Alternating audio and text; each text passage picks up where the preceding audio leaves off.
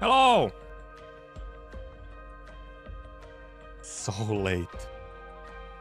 Yeah, there's something strange with some of the YouTube icons. Thank you for the 13 months, Victories. Am I winning? No, I'm poor, as you can see from this box over here.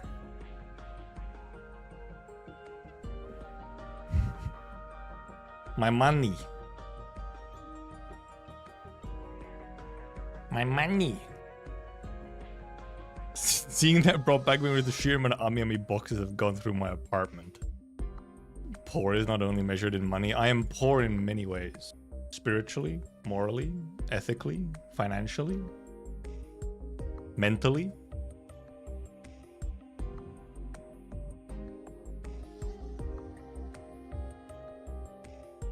The situation is dire. Why specifically lappers? I like lappers. 300 euros a month on figs? Good God. Well, before shipping. Okay, well, at least before shipping. Those still, okay, still a lot of money. But yes, right now it would also be like, if it was 300 euros just for like the figures almost, and it'd be like another 200 on shipping.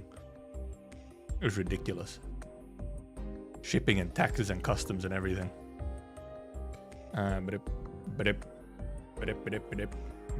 Just a second.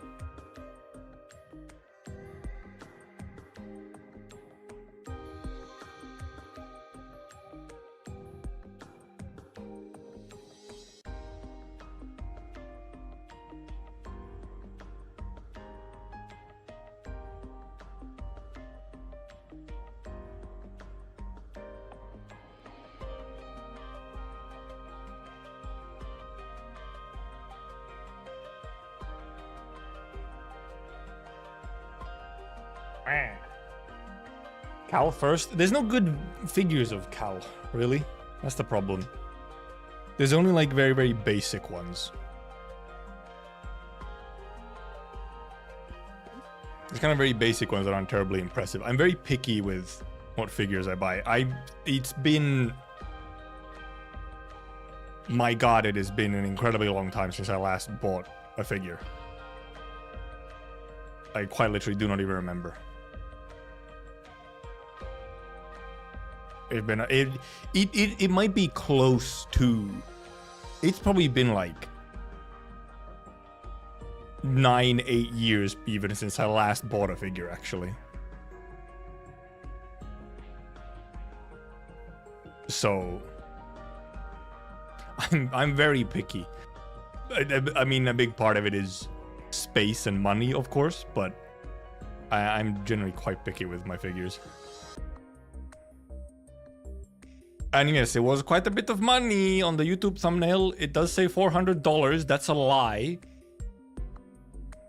It was more than 400 euros. So, psych.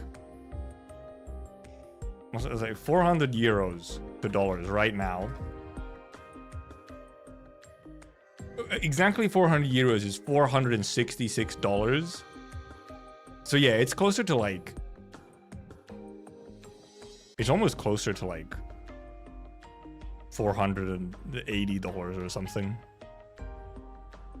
But $400 is like, it's like a... I could have put like 450 or something. I just didn't look up the conversion.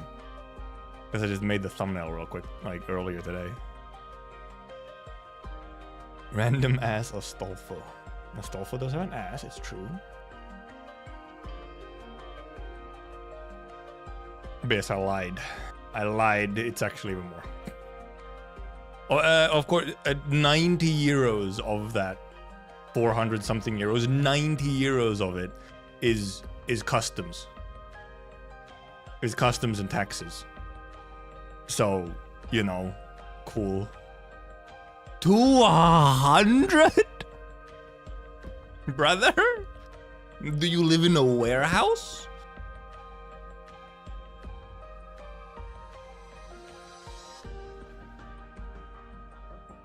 What in the hell? I think I have like 3 and now this is 4.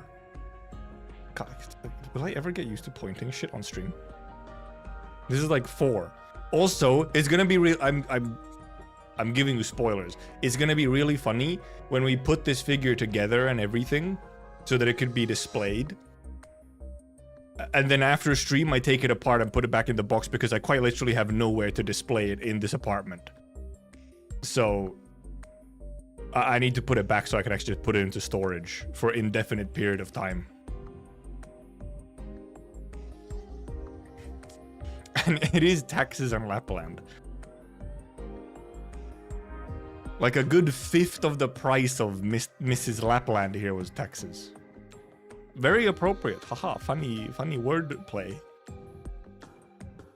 Between 150 and 200. Look, it already says a lot by the fact that you have a My Figure collection account and list, okay? That says a lot. That's a lot. How you should treat your figs. That's where all of my figures are right now. They're in boxes in storage because I don't have anywhere to put them.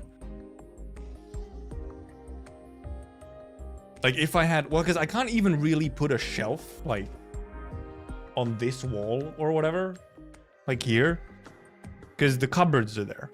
And then I don't like, I'd like kick them in my sleep or some shit. I don't know.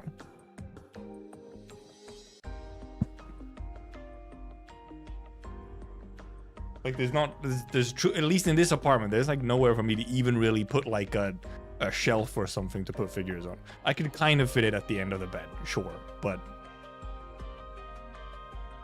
decorate my room, no. What's already up is more than enough. Look, these are enough. My free painting and my free end-filled merch is enough. Those are enough. Especially because, you know, like within a year, I will probably be moving out of this apartment as well. And then, of course, Pearly Stair, yeah, but you know. That's what she always does.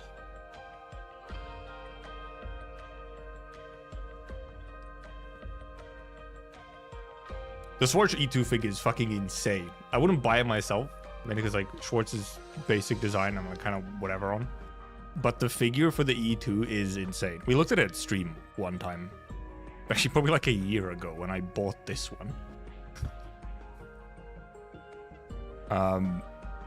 It's crazy. They were just like, let's take this particular E2, where she's kind of just like floating mid-air because you can do that in a 2D piece of art. They're like, let's make it so that she's like a 3D thing. No, because Scotty Alt is impressive, yeah, but it's just like, it's huge, but it's like, it's kind of easy actually to just design it. There's not really any considerations to be made. It's just, she stands there and then she has a big thing behind her. It's just like a big mass of plastic. The Schwartz E2 is like a feat of engineering. Because it's like, that shit should not stand. Like, that should not stay upright. And yet it does. It's ridiculous. It only has like, I think it has like one support beam on it or whatever.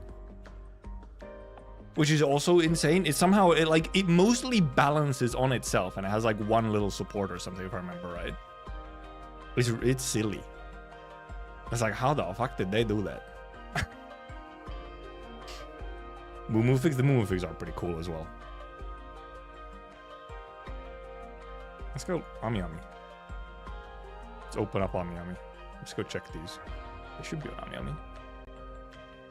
Ami Ami in its fucking white mode, of course. Arknights. We're gonna have to like scroll a whole bunch, but also Ami Ami is not like the fastest loading website. Oh yeah, these are also up by the way. Blu-rays for season 3 seem to be up, which I was actually supposed to look at some point. Also, the Exia figure is also pretty cool. Yeah, there's the Moo Moo. Oh, they're not all visible here right now, huh? Well, because obviously they've been out of order, or like they don't have any of them on sale right now for secondhand. Obviously, they're not gonna have them here. I'm gonna have to look them up somewhere else. Yeah, this is the Moo Moo. Where indeed, like, there's not really anything. Like, this is also fairly, like, she She's connected to the base by just the feet normally.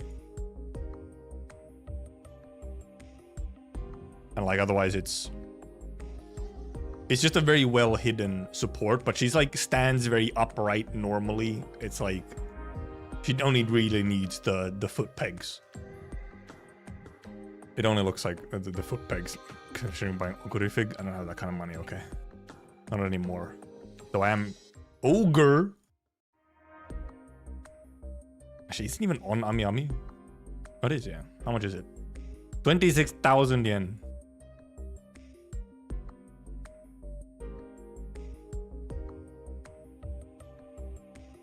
$157. Well, it's cheaper than what this one was, but I mean, it's almost like half the price actually of what the Lappland was. It's still quite a bit. And then you put on like shipping and also 25% tax onto 160 euros. It's suddenly like, oh, never mind. Fucking rip me. I put Schwartz where to find it. Because it just fucking finds Weiss Schwartz. I'm gonna have to find it from somewhere else. Is it by who made the Schwartz figure? Maybe we just go to my figure collection.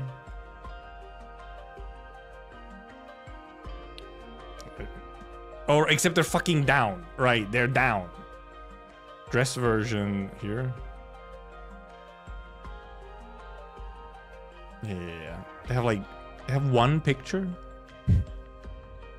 They have one picture? Maybe they have more on here. On the actual sites. I'm just fucking dead.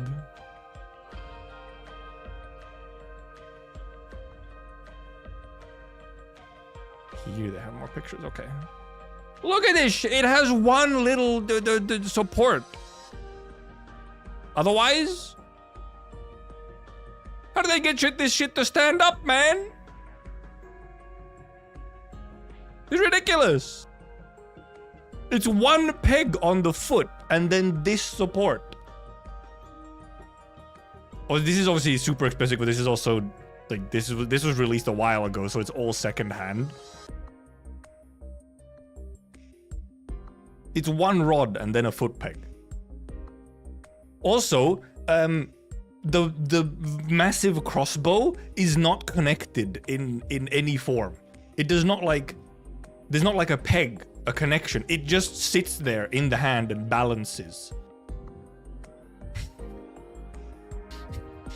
It's not connected in any specific way. It just kind of sits there normally, like balances. It's ridiculous.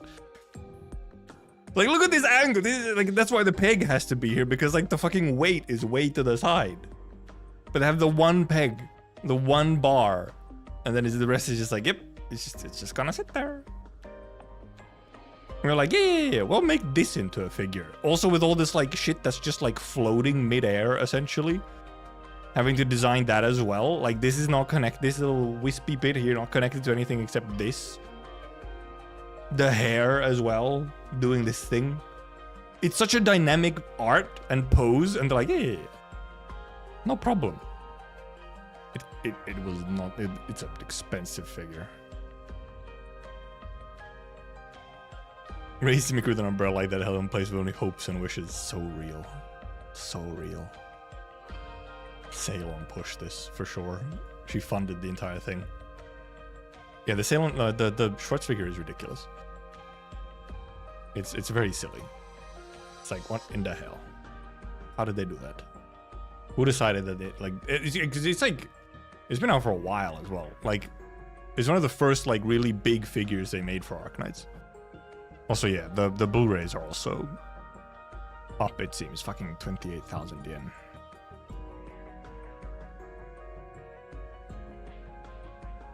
Because I have the Blu-rays for the other seasons. But I kind of, you know, also want to have them for, you know, 33,000 for the Amiam exclusive bonus. Which is kind of whatever, though. Yeah, I'm pretty sure I've seen the Kenken review. If it's the guy I'm thinking of. Yeah. I've seen this one. It is silly. But do we have a Blaze E2 one as well? If only my figure collection was not down so that we could easily browse just all of them. Yeah, so this is the one that I bought, which obviously the order's closed. They closed fucking ages ago.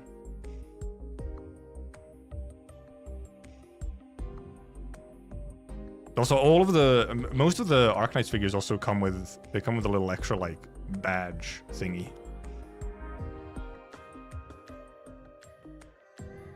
Yeah, it's because it's specific. It's not E2 or anything. Because there's also an E2. There's also an E2 in a very similar style, but I was like, it's not good enough. And then they released the skin version. I was like, fuck, shit, oh damn it, no. there's somewhere in like my friend Discord, there's a message of if they ever release a figure of Lappland's skin, I'm in trouble. And then a year ago, they did exactly that. And I was in trouble. I was in trouble. And I mean, yeah, I'm still waiting for like any decent Keltsit figure. The only Keltsit figures that exist, I think there might be a concert Keltsit, maybe. Actually, I don't think there's even one of those. There's really just like, there's a Keltsit E1 figure. Where she just kind of stands there. It's like, it's really kind of nothing. I don't think it even, like, yeah, I think it's literally just E1. It doesn't have a monster or anything to go along with it. It's just her standing there. Super basic, like, kind of whatever. I'm like, that's not interesting, is it? Like, sure, it's Keltsit, but if I'm gonna buy a figure, I want it to be, like, perfect. No, not the Noodle Cup cover. It is just like a normal. There might be a Noodle Cup cover as well, but I don't like Nendos. I've had one Nendo and I just don't like them. I don't like posables in general. And Nendos aren't even that cheap for what they are, I feel.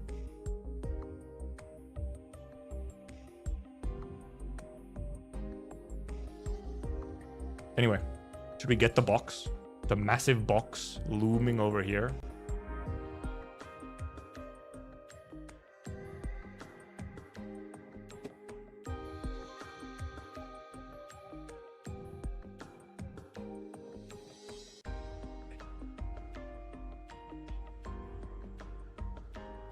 It's so big. It's massive. It's not quite as big on the inside, obviously, but I have scissors. It's huge. It's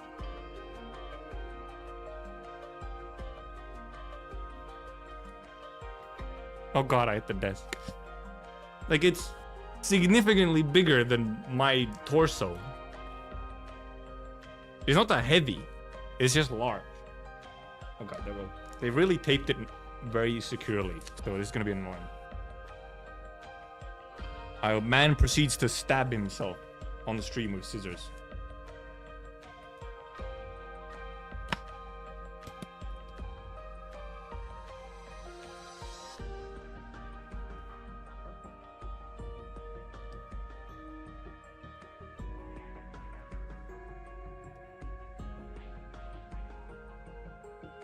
Sir, thank you. Or he proceeds to stab his screen. That's another option.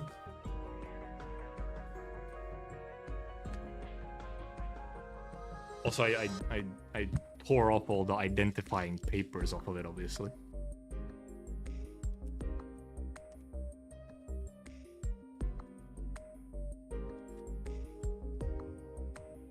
And we might need the scissors still to open the box itself. Oversized hunting knife. I don't have one. Oh hey!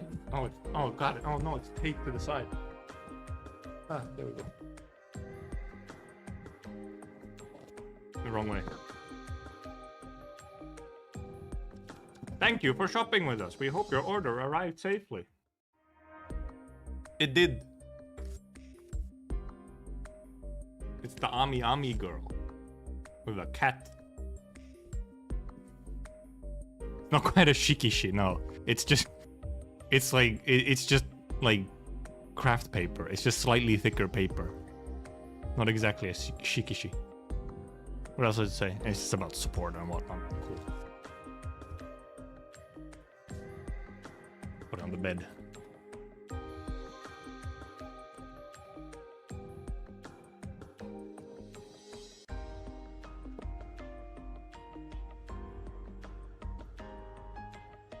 Yeah, there's a lot of paper in here. I guess you don't actually hear the rustling unless I'm speaking. Then.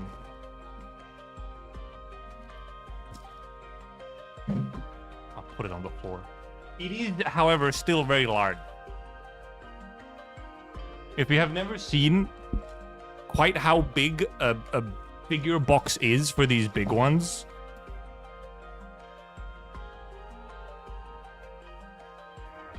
it's quite large. Not as large as the, you know, outside box, but...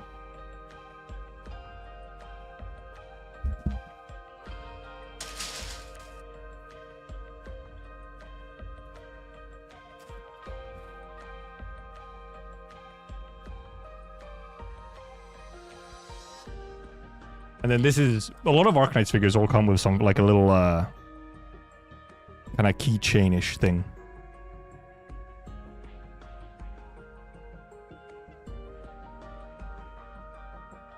Okay, check the. Let's just check our box condition. A tiny little, like, bad lamination there. A little bit of a. It's not even bad lamination. It's just like a slightly scrunched up piece of cardboard there.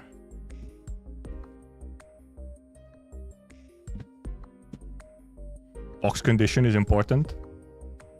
Where can I get one? Second hand. The pre-orders for these closed like almost a year ago, probably.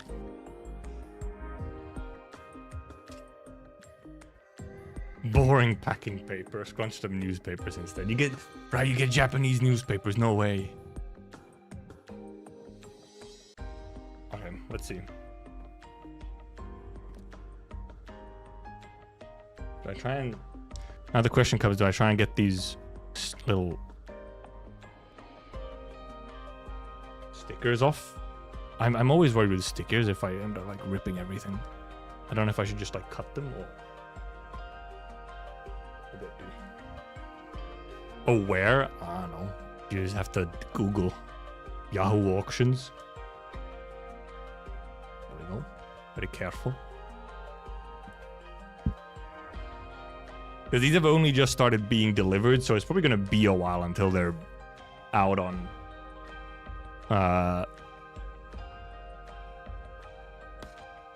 secondhand shops and whatnot. No. This is from Japan. This is from Miami. This is from Japan. Pre-ordered a year ago.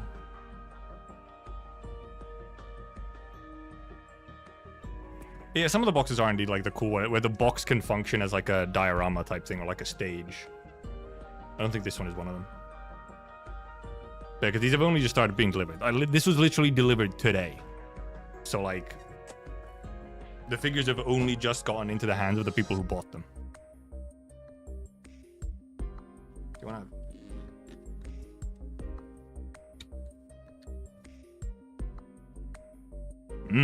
New figure smell. Plastic. Oh boy.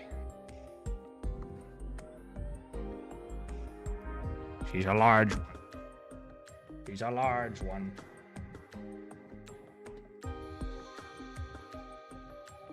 And before we break something... Okay, it is a... Okay, it makes sense. It's three different boxes, essentially.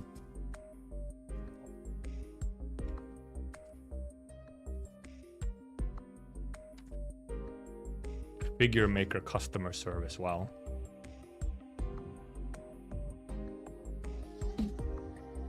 Empty box.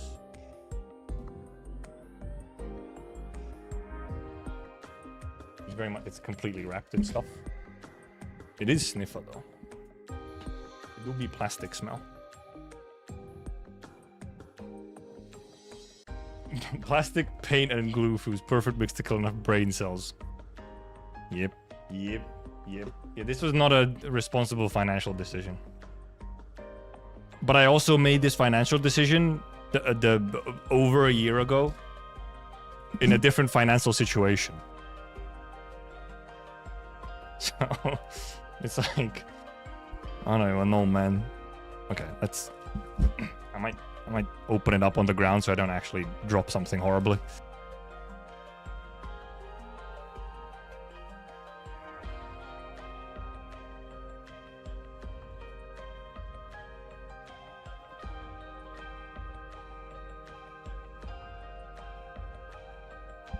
There's still tape on it.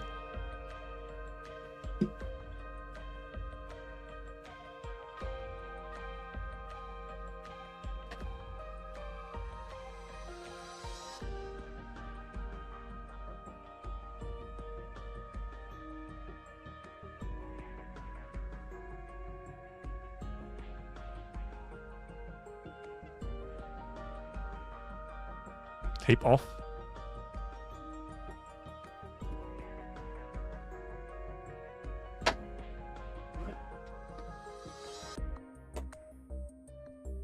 Out. I don't know if you heard. Very tightly boxed in here.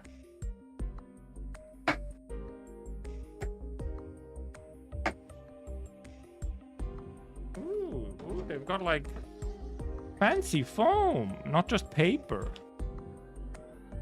It's like actual foam. This stuff. Like actual foam. Instead of just like paper.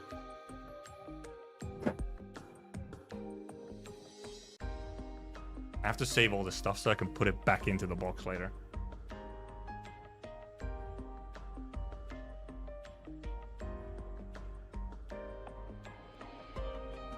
Holy moly, it her. It her without arms.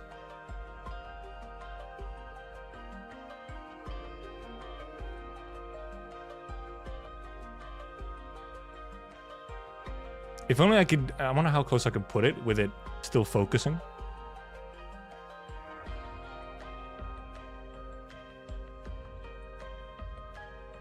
Seventh insane loop over. Yeah, that's the full figure. There's no more. Okay, I like that the head is. I have one figure where I think the head is like. It's I can't remember if it's actually a separate piece and you actually connect it. But I just remember it's like the head on one of my figures is precarious. It wobbles, and then I'm worried about it. So this head is like very clearly not a separate piece. It is actually like part of the full thing. Let's get the base out. I can actually put her on something.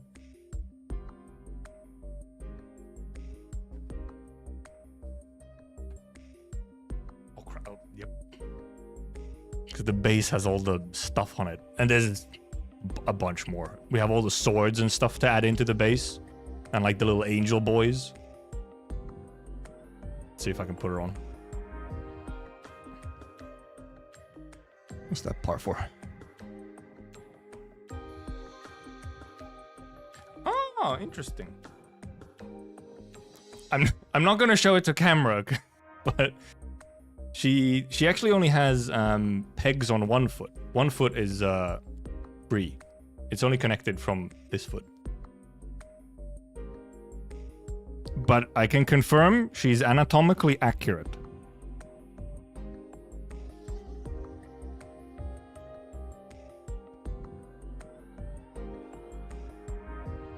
Here's the other peg.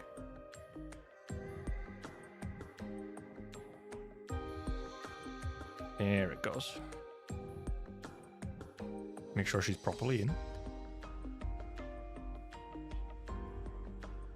Fairly stable. Obviously, you're not supposed to be shaking these anyway.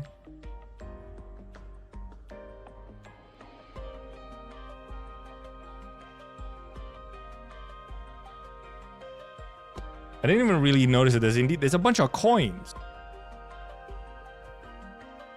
coins. Live peg reaction. Okay, what other bits do we have in here?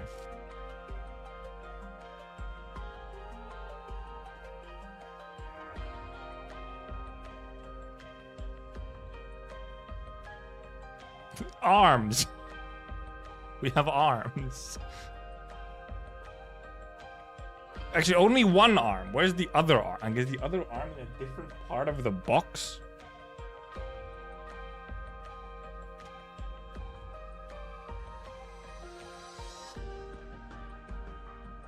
I think it is. One of the arms is in a different part of the box. Well, one of them is like connected to the sword. The other one is apparently freeform. Right, which hand is this, huh? And then like confirm with my own arm. I was like, is that the way that the fingers go? Yes. Actually, I wonder when I was maybe supposed to put this on. Oh yeah. She holds it like this. Maybe I can look at the box to know. Oh, right, because she's not holding the other sword. The other sword is just in the ground. Right, that's why. She's not holding the other sword.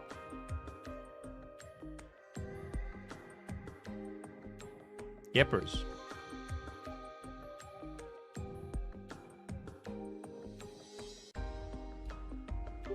Bloop. One arm on.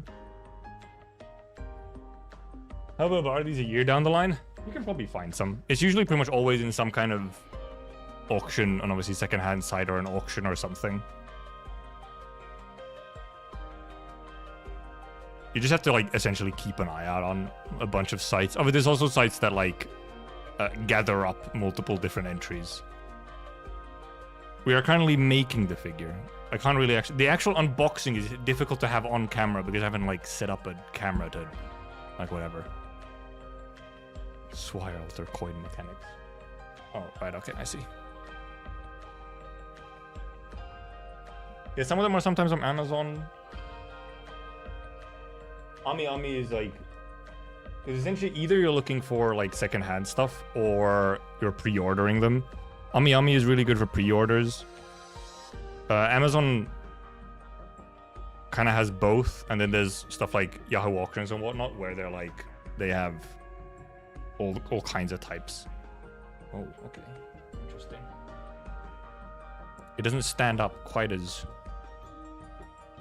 upright as you'd maybe want it to. It bends a little. The other sword, that is.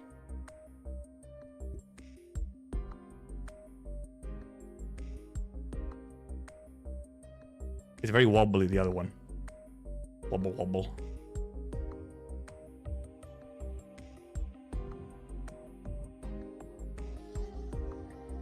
I think that's just dependent on what your shipping is, I think, TMF. It doesn't stand up like the sword, like this sword doesn't stand up quite as upright as maybe you'd want it. It kind of bends downwards instead of staying completely upright.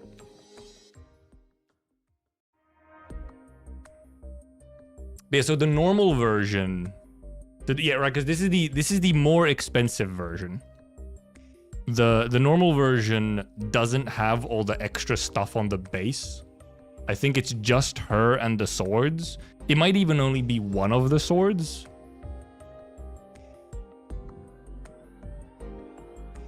While yes, this one has the full stuff. And we're not done. We're not done.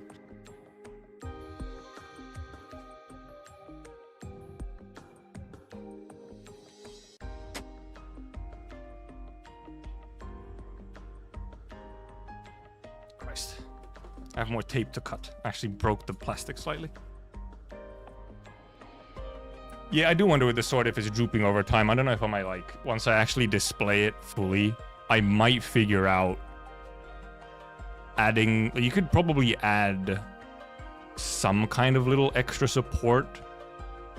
Or maybe even just, like, tie it with some fishing line.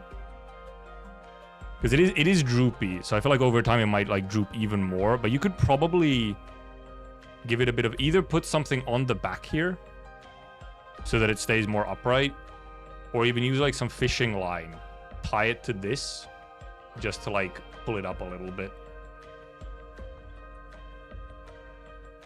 I think I probably would do that if it's actually permanently displayed. Because it is a little too droopy, maybe. Since it's very, obviously, look at the sword. It's a very silly sword. It's like really heavy at one end and then a very thin blade. The structural integrity is questionable.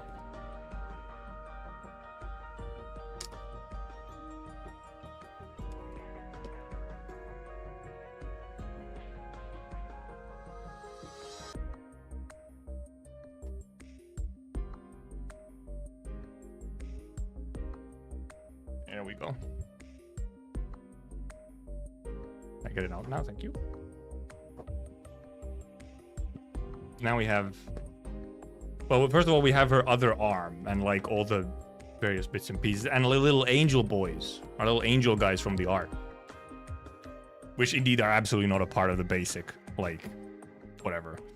I think... well, we can check later. But yeah, the normal version doesn't have any of this stuff. Like these crags and stuff. It's pretty much, it cuts off probably right where like the sword is. It only has like this little back piece and nothing else on the normal version. And then this is the more expensive version, which has all the extra, like this is the full art version, which has like the background art as well. Hey there, Baka. Oh, like that. Okay, I see. I was wondering there was like an extra layer on top of here. I have to free.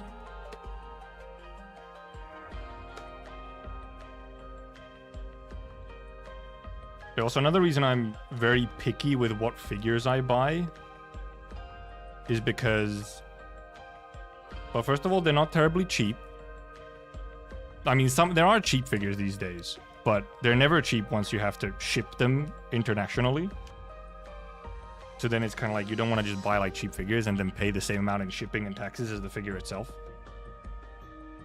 But I also, partially because of where I am, location-wise and so on, I'm very picky with what figures I buy because I want it to be a figure where I'm like, I'm not gonna sell this away or something.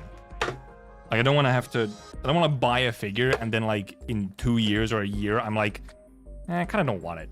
I should sell it away because having it and not caring for it and just keeping it somewhere is very dumb. So then you want to sell it, and selling it is just annoying. Like it's just a pain. Then I want to avoid that, so I only buy stuff where I'm like, yeah, I don't see myself really ever selling it away. Unless it's like I'm in gambling debt or something and I need money. Take her arm out first. Where she has... Oh, what is she? That's interesting. I guess that's I guess that's how they decided to... She's... Right, because she's throwing, like, money or whatever in the art, right? But obviously you can't just randomly be in the air, so then they gave it like a little... Well, it kind of looks like water. But it's like something to actually have the coins and money on.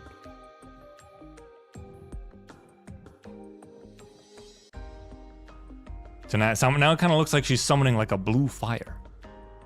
When I think in original art, it's just she's just simply throwing some stuff into the air.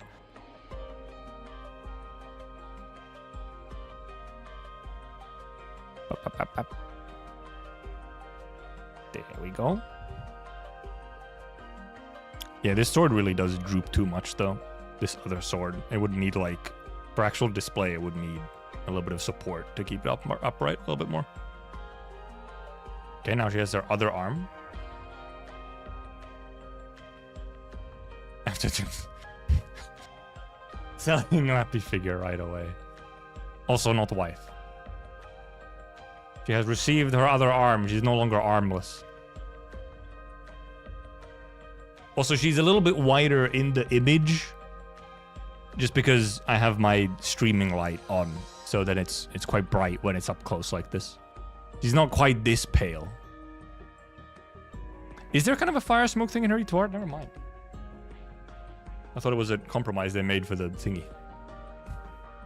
Wider or wider? Whiter. There is a gray flame? Never mind. There really is. I'm dumb. What the hell? He's stupid.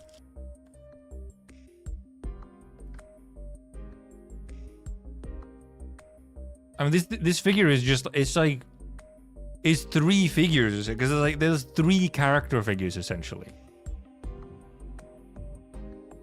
Because then you have like these guys as well. But yeah, because they don't have heads. They don't have heads. They do not come with heads. Okay, this one goes okay. I see. Which one is this one? I see. This is one. That one. And I see the art from another direction. No. Okay. This is the one with a spear. But it has a. Oh, the spear goes there. But can I choose, or does it? No. There's even more weapons. There are multitudes of weapons available. Headless Angel A. There's spear, which is one of its weapons. The other dude doesn't come with arms initially. You have to put the arms on. This one has both of her arms.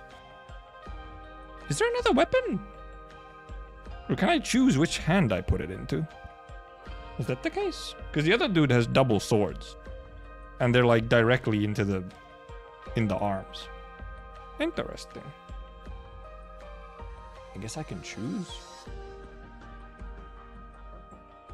First of all, where does he actually go? Oh, to here? Oh. Into there. Wish I could show you actually when I'm putting these in, but I need to keep it on the table so I don't fuck something up. Crazy style. There we go. Our guy. Oh, can I actually get it in? I should have put the spear in first. Oh, no, I'm stupid. He has a spear. He uses both fucking hands for the spear, dumbass. Okay, I should have put the spear in first. Let me take him off. Take him off. Come in. I'm trying to be gentle. Come in, thank you. I'm like, why does both of his arms have holes for a weapon when he only has one weapon? Who would use a spear with 2 hands? Unheard of. A silly idea.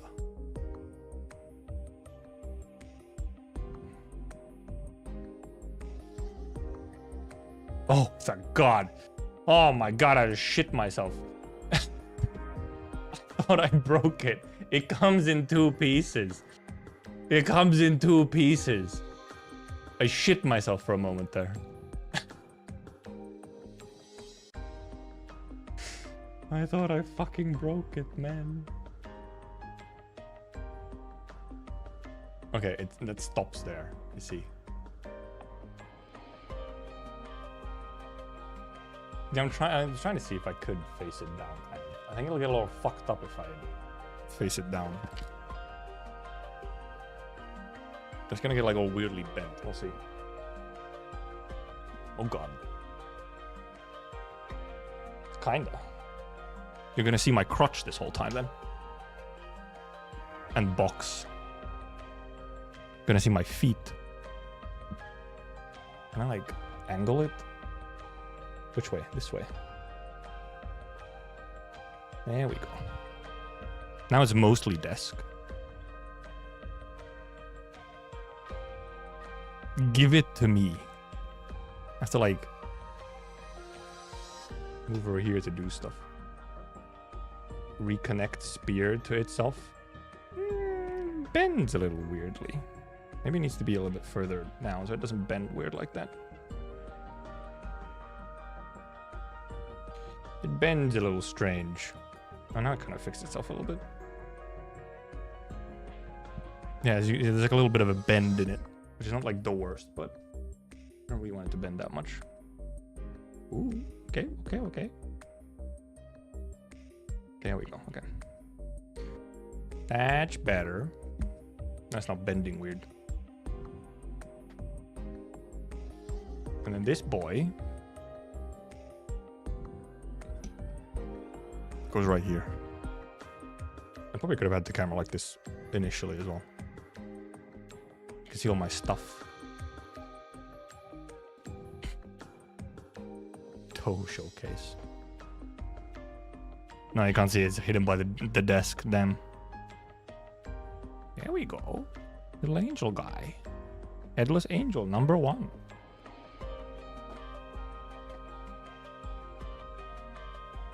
Headless angel, number 2. Headless angel, number 2.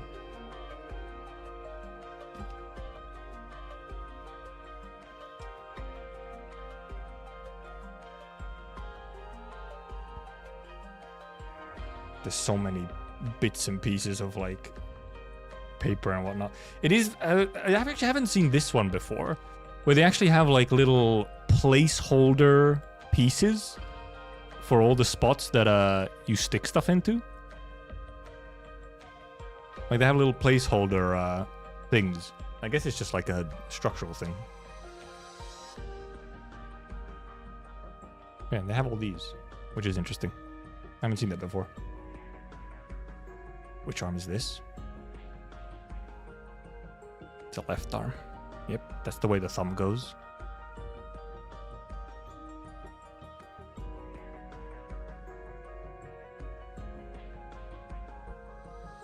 Boop, boop. Other arm. Yeah. I have to check that I actually did put it right.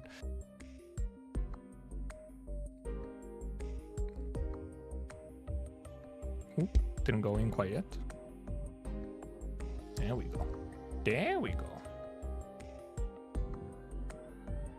A guy. He don't have his wings yet. Actually, this one might be a girl. They're very flat, but I guess they're just angels. I guess those are genderless. They're supposed to be whatever. Let me pull out his back pegs.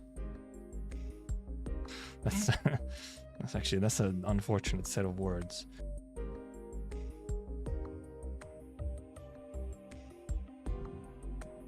There we go. Other wing. I bumped her slightly. Woo.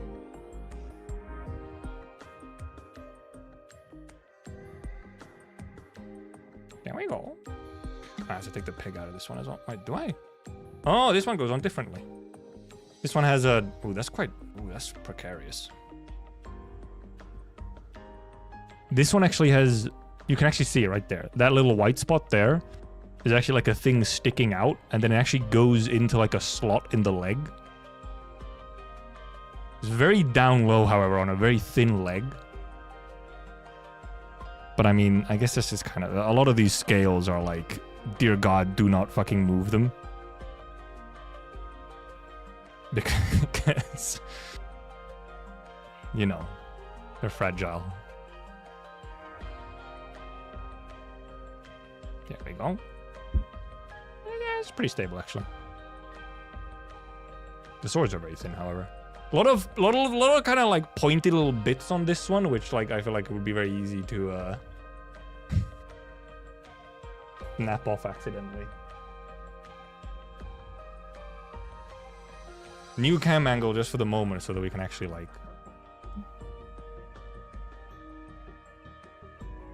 I can also take some pictures on my phone so that we can show them more properly. In like a reasonable angle. Pieces of food on the pointy ends. Now that's a good use case. Okay, let me actually, I'll move this. This is how it is. Now just looking at it from a top angle. If I move the camera back, then I can try and show it on a 360 of it. And more of the details. Okay, that should be all the pieces. Yep, that's all the pieces.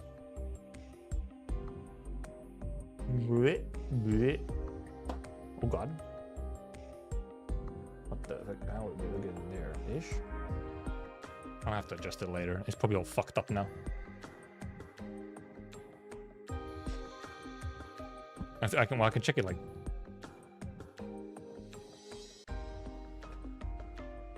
That's about correct.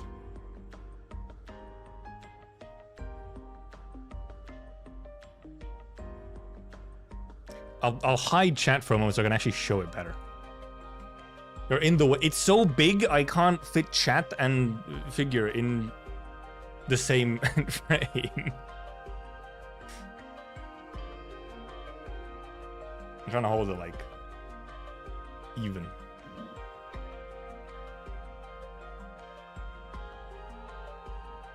Let me do a 360.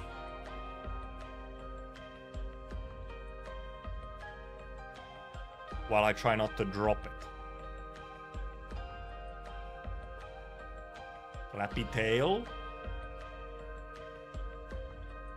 Nice and billowy hair.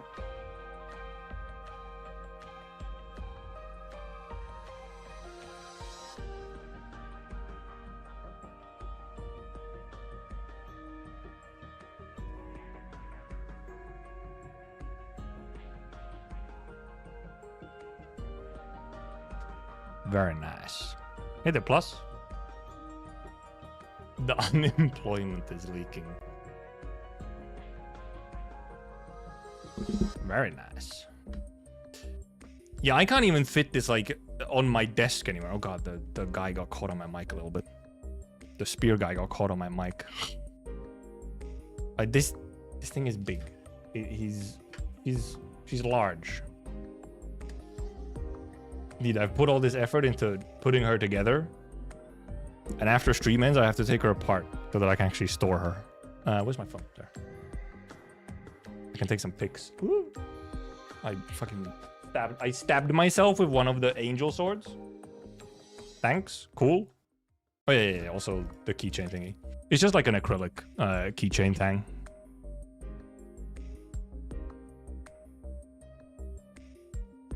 Ooh. I hit the other angel guy. Ooh. I hit her sword. Jesus Christ. Oh, the sword also comes out, by the way. The sword on the other hand also like comes apart like this. Actually, I wonder if the other one does. Does it? No, it does. I don't know why, but it does. Little skull handle.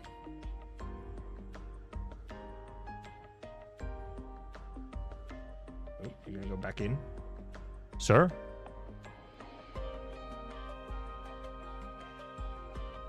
Garden pedestals, it doesn't look like it. Yeah, you put it in the back.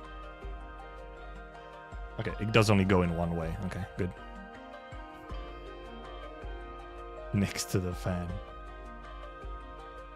Okay, let's see if I can get some pics of this thing. So that I can post them on Twitter as well. Mrs. Unemployment. Wait. I have an idea. If I have the monitor in the back as anyway, I might as well bring up the original E2 art. Or I might as well bring up the art, the original art. To be in the background. Why is it on a white background? That's annoying. Okay, let me download it so I can like not have it on a white background.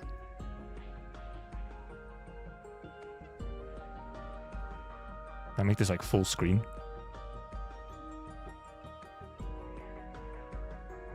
F11. Okay, there we go. And have it like this. That's the wrong thing. I don't have that. I was gonna put it on like whatever. You can't see it right now.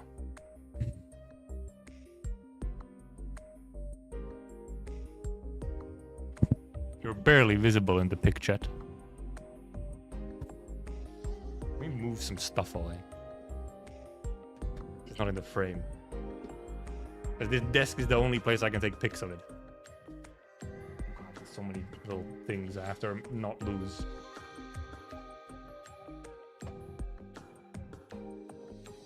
Let me see if I turn the light off as well for better lighting.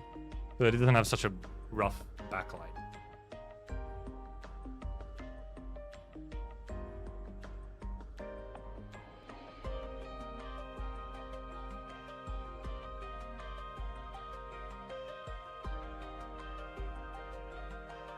trying to focus it.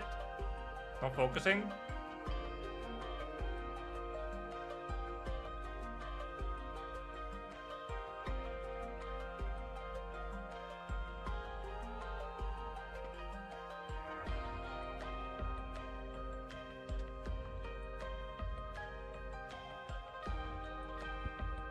Trying to focus. Weird lighting situation because it's like a bunch of light in the background. Getting the light balance correct is interesting.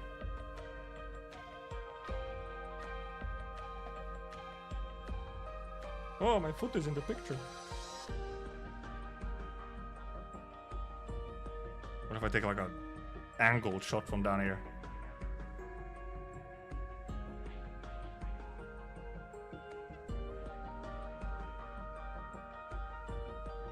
I'll take a back shot.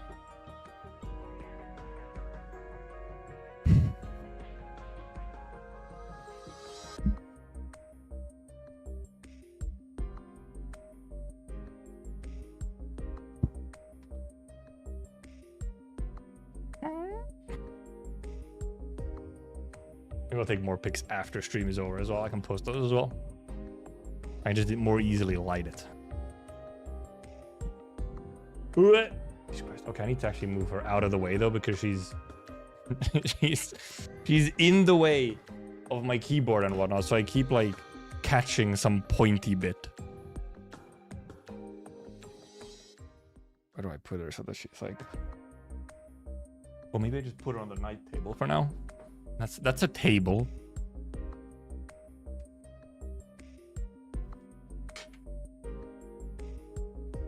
She can be in the background, kind of.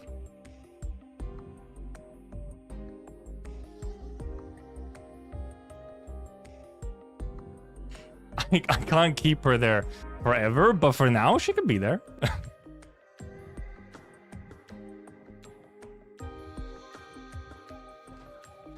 I'm kind of hiding her. Just because...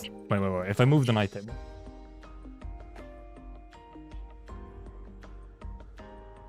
There we go. Oh, she's visible there with Pearly. Okay. Let me get the... I guess I'll just post them on... I'll check which ones are good, and then I'll just post them on the Discord so I can pull them up on stream. Les pictures.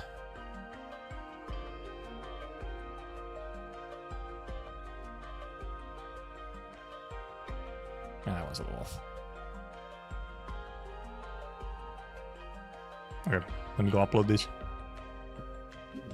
The Lapipi. It would be cool if she could be back there the whole time, but she does take up my entire night table. I need that for other things. She cannot exist there. Also, very dangerous place for her to exist as I sleep. Right next to me. And I try and, like, in the dark with my eyes closed, get something from the night table. I just fucking slap her off. I guess I'll post it in Arknights chat. Opens box. What is this, huh? This is not what you think. Opens box. Immediately looks up skirt. I'm clearly not looking up the skirt. I'm looking at her face. I do not have any animals, no. However, when I did partially look up the skirt when I had to, you know, see where the pegs for the feet were. Let me upload this. Boop. Boop, boop, boop, boop, boop. Okay, nice. I'm gonna upload all of them at once.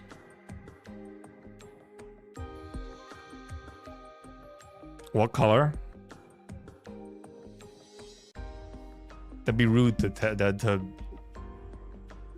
tell on a lady like that.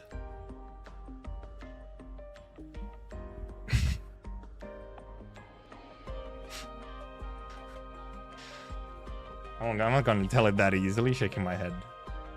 Come on. You'll have to work for it. There we go. Look, chat, it's you. It's actually only YouTube chat, because YouTube chat is on the bottom right corner. Look at La Pipi. The scar.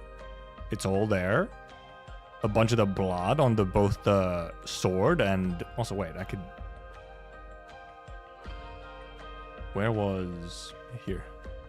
We can compare. That is a PS5 controller, yeah. It's my, like, if I use a controller, I use that one. La PP. And does she? Yeah, she does have a little. There's like a little fire thingy or whatever going on here. Huh. It's kind of lucky for them that they didn't have to come up with a way to have these coins float in midair. They instead just did actually have this little thingy. And then this guy, and then this guy, and this thing. It's all there. Not Lappy Altar, no. I don't think there is a Lappy Altar figure yet. This is the skin, yeah. Because actually, well, that's the thing. When I bought this, when this was up for pre-orders and I bought it, Lappland Altar didn't even exist yet. Didn't even exist yet. Because this was last summer. It was like a month or two before Lappland Altar even existed on CN. And the swords in the figure do look really nice. There's the texture and the metal sort of sheen is really nicely there. Huge black hole on her. Dude, Lapp Altar's background would be a nightmare. Also, all of those floating wolves as well. I just took a vertical as well to get a little bit closer. With her in the background. Skull guy.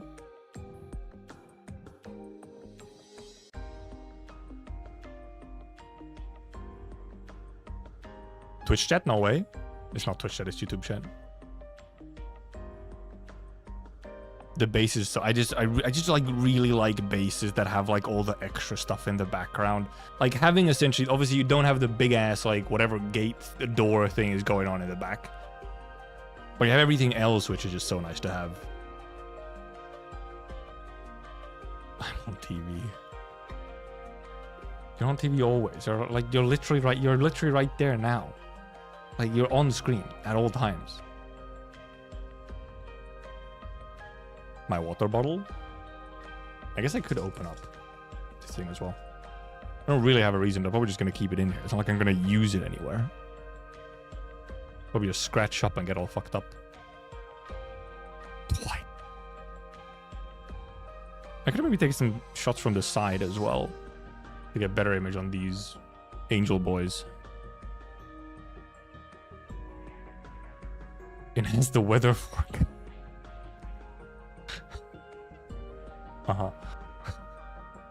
Wait, weather forecast at the bottom of the screen? You mean these bits? That's not weather forecast, that's OBS. That's OBS stats. That's not a weather forecast.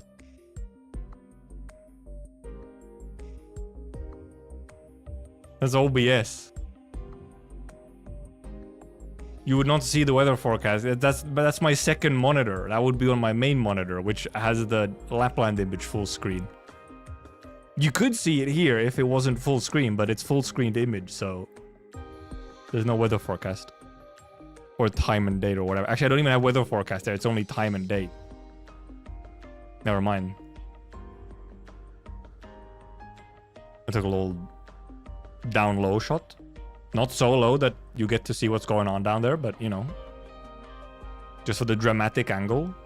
And then the back shot.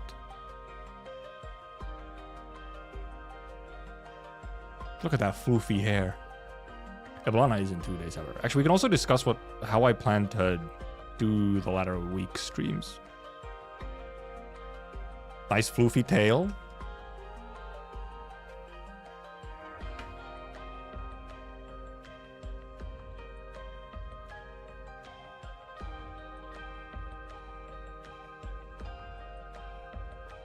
It's a nice figure.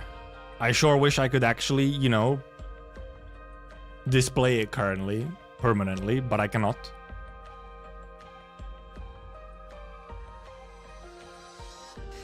Yeah, it's just like good figures where then the bases are good. Like there's something just to say about a good base. It adds a lot. It also adds a lot of price, but somehow the figure just ends up, it feels so much more complete. It has like so much more character in it when it has extra stuff to it. I wonder if I can actually find the basic version.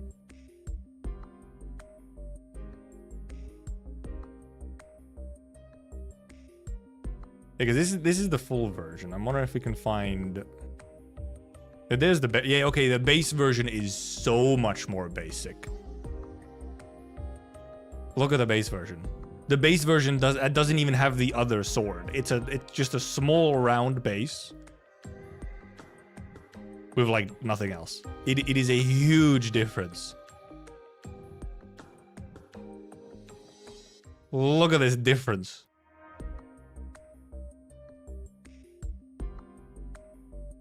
Like this looks naked. This looks like it truly is missing something.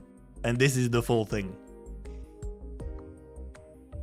Still 260. Well, that's because these are all secondhand.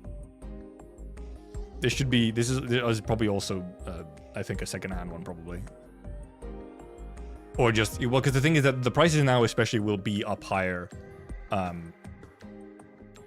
Just because the figure's out, you can't pre-order it. Like, you can't get, like, new ones, essentially, anymore. Unless people bought new ones and then instantly resell them.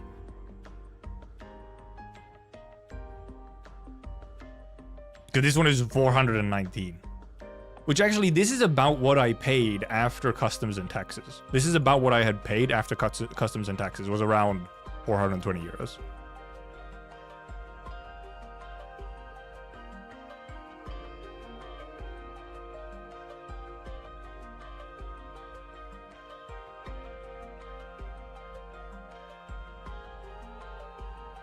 The two angels are so nice. And also just the fact that you get the extra sword as well. You don't even have the other sword without the extra base. Or if they're handmade figures? Well, they're hand sculpted and so on, but they're not like... After that, they're whatever they are. It's like, it's some really fancy, you know, injection plastic molding stuff, I think, how the figures are made. But the originals are hand sculpted. And, well, the good ones. The good expensive ones are usually hand sculpted and designed. But then obviously, you know, once they're produced, it's just some very fancy injection molding stuff.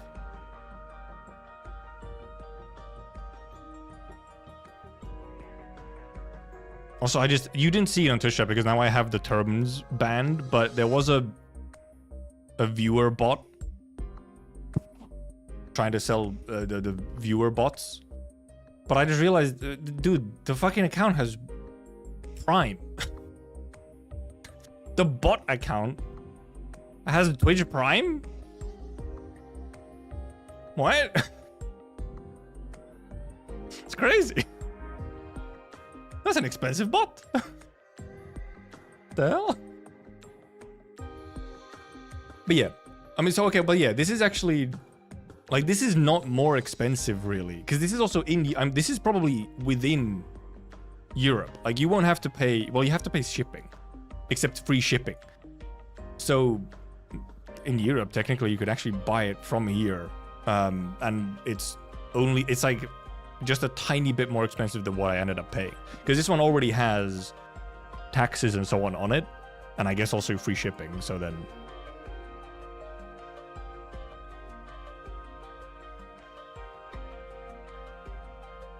It's probably a stolen account, yeah. Most likely. Boat shipping because box is huge. Oh, okay. Mine came by EMS. So I got it, I got it literally today. And it was in customs for like... It was in customs for a while, actually. The figure arrived into the country actually like a month ago. And then it took them like... almost 2 weeks to let me know that it was waiting for customs stuff, and I had to go and like pay customs and get it cleared from customs, and then obviously it's still delivered, which was a little funny. It's like, damn, really? It's been in the country since fucking July? Because I also did, I didn't even have the option of like boat shipping, I think. It was like, this is your only option for shipping, and it's a lot of money. It's a lot of shipping. There's many shipping costs. I had to explain to customers what my simulated Turner figure is and what's it from. Wow, I didn't. I just had to find a product code that was close enough and just slap it into the form. But it did take me a little bit to actually find a product code that made sense for what it is, because they didn't exactly have anime figure there ready to go. And yeah, EMS is often forced if something is expensive. Also, just depending on place. Some places it's based on price. Also, sometimes it's even just location. Like EMS is, the thing with EMS is that it's kind of expensive, but it's also quite good, and you get like, you know, guarantees or whatever. If the fucking package is like lost and shit, you actually have some level of insurance on it. But it's expensive, but it also goes to like everywhere. Like EMS can be delivered almost damn anywhere, while a bunch of the cheaper shipping options are limited in where you can put them. Like, I don't think, like, for example, boat shipping to Finland would not fucking work just because of the location. Like, boat shipping to Finland from, like, Japan would be fucking ridiculous. It's just not possible. It doesn't make sense. And yeah, EMS is quite a bit faster. So, like, it's expensive, but you do get a lot out of it. And then for some places, it's almost the only option you even have. Explain the CE lore. Yeah, I had to explain the entire lore behind Civil Eterna. 150 extra cost? Holy moly. Okay, I didn't have to pay that much for EMS. I think my shipping was... How much was it? I think my shipping was like 10,000 yen or something. It was around that much. Like quite a bit still. Yeah, it was like, but it was like 10,000 yen. I think a little bit more than 10,000 yen for the shipping. But with current exchange rates, that's only like 60 euros. Which is very silly. Because what I paid for the actual, like, everything for the figure and so on was, like 52,000 or something. No, it was more than 52,000. I paid 320 euros. Oh, because, right, this is different than when I actually paid it some months ago. I paid it at the beginning of the summer. And obviously, exchange rates have changed since then.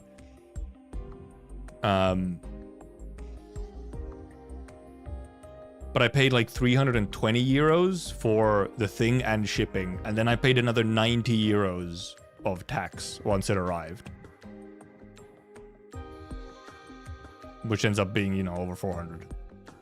Live in Canada, so further away. And actually, from Japan, shipping to Canada is like easier. You just go over the Pacific. It's actually like kind of shitty to get it. Well, I mean, EMS is obviously still fine for like whatever. I don't know why it's 150 to go to Canada. I don't know if there's some weird shit going on. Because from Japan to... Well, I guess it depends on where you order it from. But from Japan, where, I mean, where this figure should come from Japan. It's only in Japan. From Japan to, like, North America is usually pretty easy. And, like, not too bad. Obviously, right now, shipping anything to the US specifically is impossible because of tariffs, but, you know. And yeah, generally shipping anything to... Well, Europe is okay-ish. Then you go Northern Europe and it's suddenly more annoying and harder. Canada has problems with EMS? Okay, if it's like a EMS problem specifically for Canada. Yeah, it was actually surprisingly... I mean, I'll go check the actual... I had like the physical paper at some point as well, but I think I put that away already. Let me check what the actual exact shipping was. Yeah, shipping was 11,500. It was 11,500 about in EMS for yen. So yeah, not like actually. Yeah, I was also actually. I actually assumed it was like 80, but it's like 60 something, like under 70. I feel like I've looked at it other times and it was like 80 euros for EMS. 28k JP like 5 years ago. Okay, well, yeah. Well, 5 years ago was also like, it was like COVID time. Also, well, actually, but specifically, yeah, 28,000 yen is crazy for EMS. I don't actually remember it being like that high. It must have been an expensive package or something.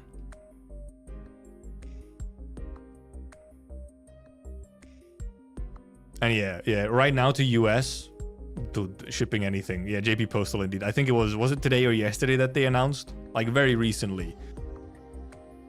They were just like, we're just like stopping most postage to the US because you guys suck. Yesterday, okay, yeah. I mean, we stopped shipping to Canada. They got fucking collateral damaged by the US or something? Is that it? Or did Canada do something themselves?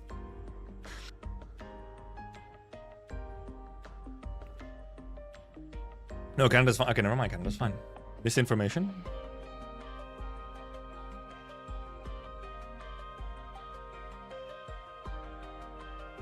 Is my figure collection open so that we can look at some of the other Arknights figures that are out there?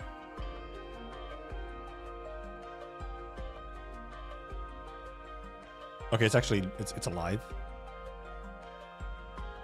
It's alive. No way. Unheard of. Can we just put in Arknights? No, there's also lots of small things. If we just put in Celt, that's it. It doesn't find anything because it probably wants the goddamn hyphen, doesn't it?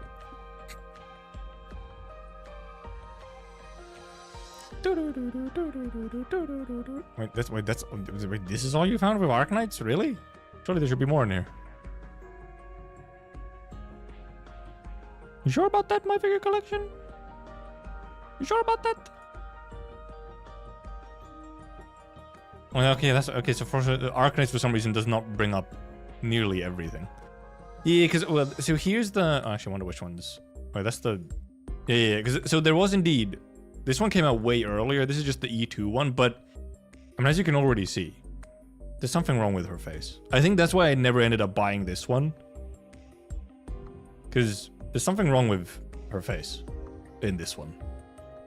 Also, just in general, I mean, it's just like, it's just not as good of a design. Like, E2 Lappland or normal Lappland is just not as good of a design. And the game itself knows it, okay? This Lappland is the canonical Lappland at this point. You almost never see, like, you don't see this design of Lappland anymore. It doesn't exist. It hasn't existed since like Code of Brawl or some shit. This is the one that exists only. And the face on this one is significantly better. You did miss a swish. Oh, wait, swish. Wait.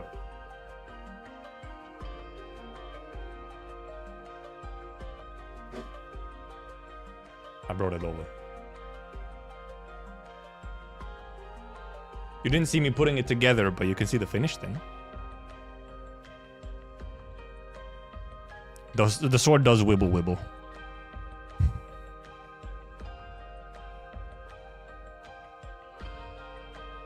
It is very nice. It is quite nice. It was many money.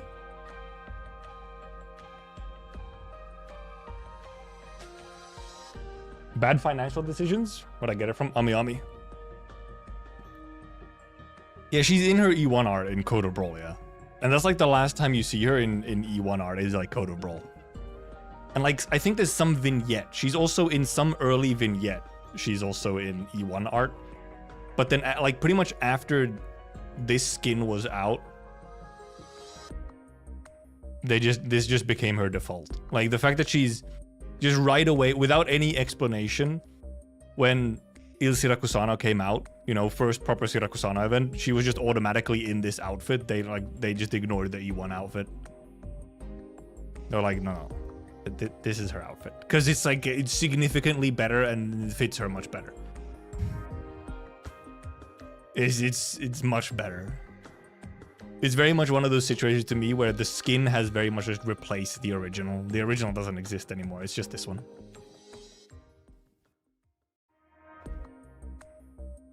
Also update for W. You mean figures? Yeah, we looked at the Schwartz one earlier because that one is crazy. Oh god, it's gonna fill up fucking except the Arknight Schwartz. Oh, never mind, it's right. No, that's draft. That's the that's the Leduc horny one. Where's the other Schwartz? If I put in Schwartz E2.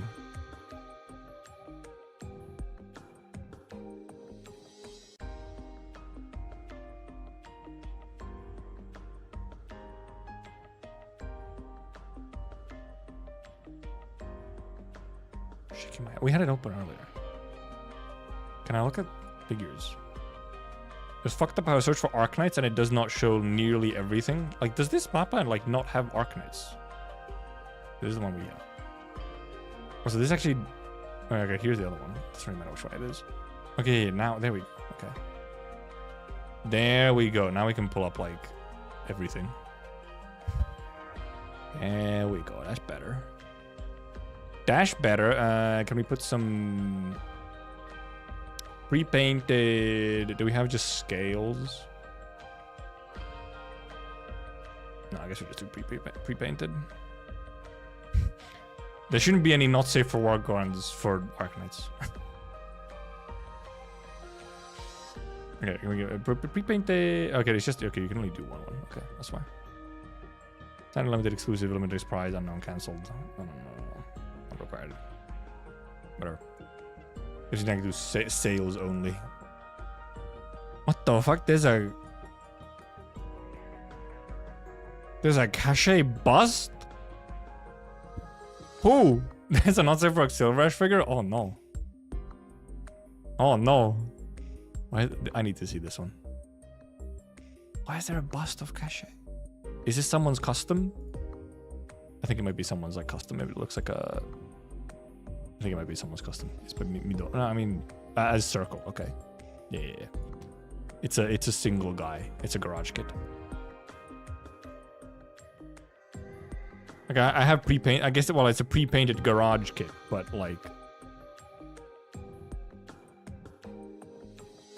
I guess it's a pre-painted garage kit. Sure. But there's still so many fucking items though.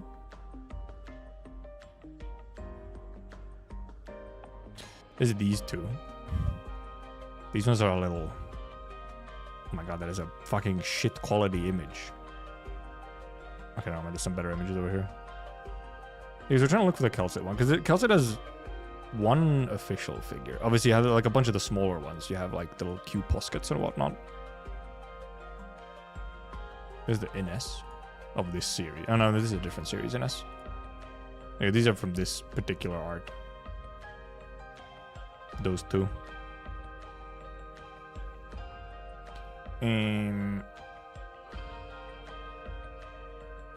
There's the Kelsit. Yeah, this is like the only... I think this is kind of almost the only official Kelsit I think that exists. And it's, as you can see, it's quite boring. She just kind of stands there. Oh yeah, that was Leduc card. Is there another Kelsit as well? Was there? Did we have another Kelsit as well? Oh, there was... Wait, there is one of the... Oh, right. Was that a new one? Never mind. I maybe have like the slightest... That's a made Kelsit. Oh, there's the Schwartz. Oh, there's the Noodle Stopper. Oh, yeah, there's the Noodle Stopper. Yeah, there's the Noodle Stopper Kelsit. Fucking Noodle Stopper figs, man. Yeah, here's the Schwartz. We did look at this earlier. It's so silly. It's such a silly figure.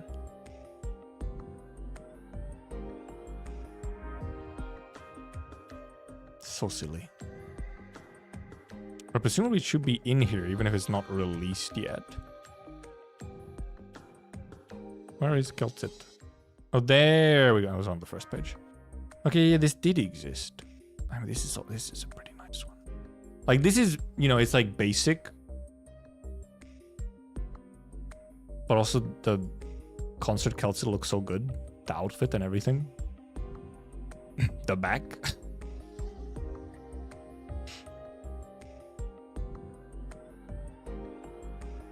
It does look good. But at the same time, it is Apex. It is Apex. It's a nice one. It's a nice one. Is it on? Because it's pre-order, right?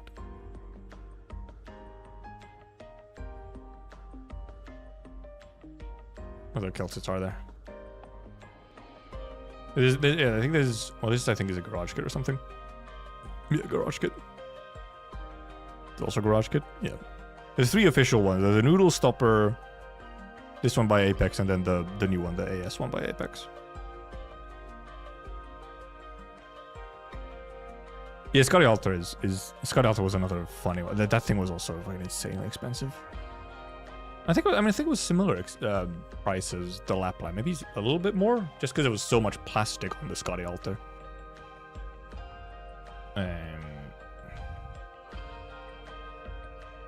Releases 07/2020. Yeah, okay, yeah. It's like on pre-orders probably right now. Is it on Ami Ami? So many tab. Cal.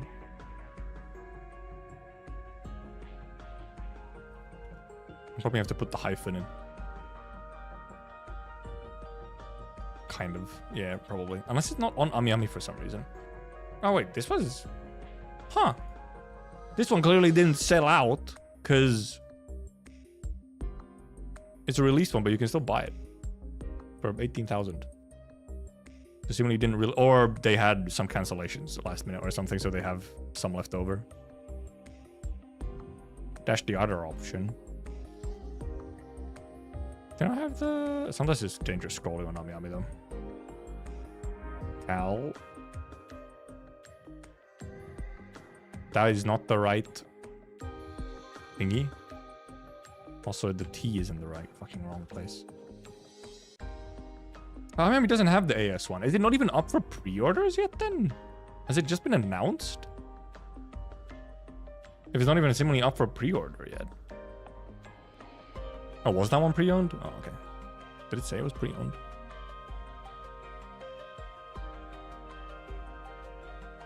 Oh, Jesus Christ, I'm gonna do this right there.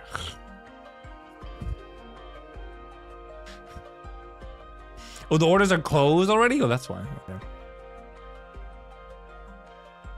Right. So, available. Is that why? Okay, yeah, because it's here. Indeed. Yeah, okay, orders are closed. That's why. Pre-order. Oh, when did the pre-orders close? Well, they probably closed July, huh?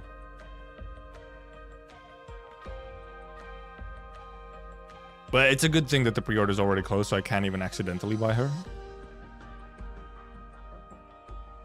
Like, even then, I'd probably, like, it would be very nice to have a Keltse figure, you know, well, of the similar kind of level as the Lappland, where you'd have, like, monster and stuff. You know? It would be quite nice.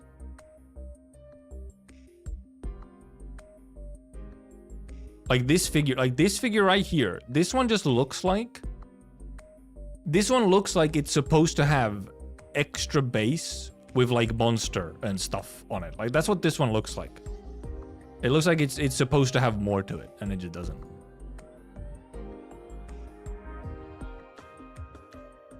This one obviously is a little bit more complete because it's, you know, she's just sitting. She's just sitting pretty. Monster E2 figure before Cal E2 fig. We might genuinely.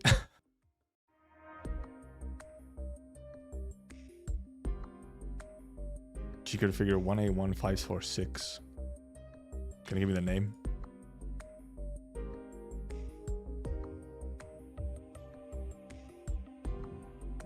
Because yeah, I mean this one does look very nice. But also like, if you had like some extra, I wonder if the box maybe for this one would come with like a background you could use. Oh, Madoka Prismo. Oh, Madoka figs are, yep. Oh, it's this one, yeah.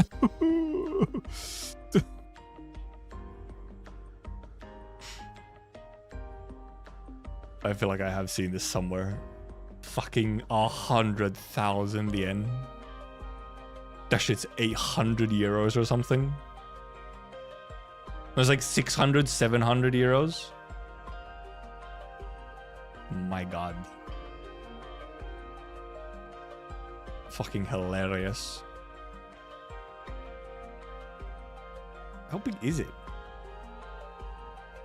43, 30, 38. Okay. I mean, it's quite large.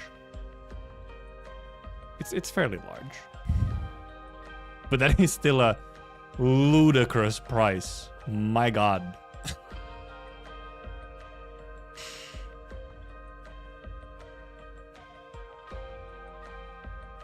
Like, I feel like look, it's probably about the same size, if not a little bit bigger than this Lappland. It's also a 1/7. But it's double the price. Okay, it does have 2 characters on it, yes, but like,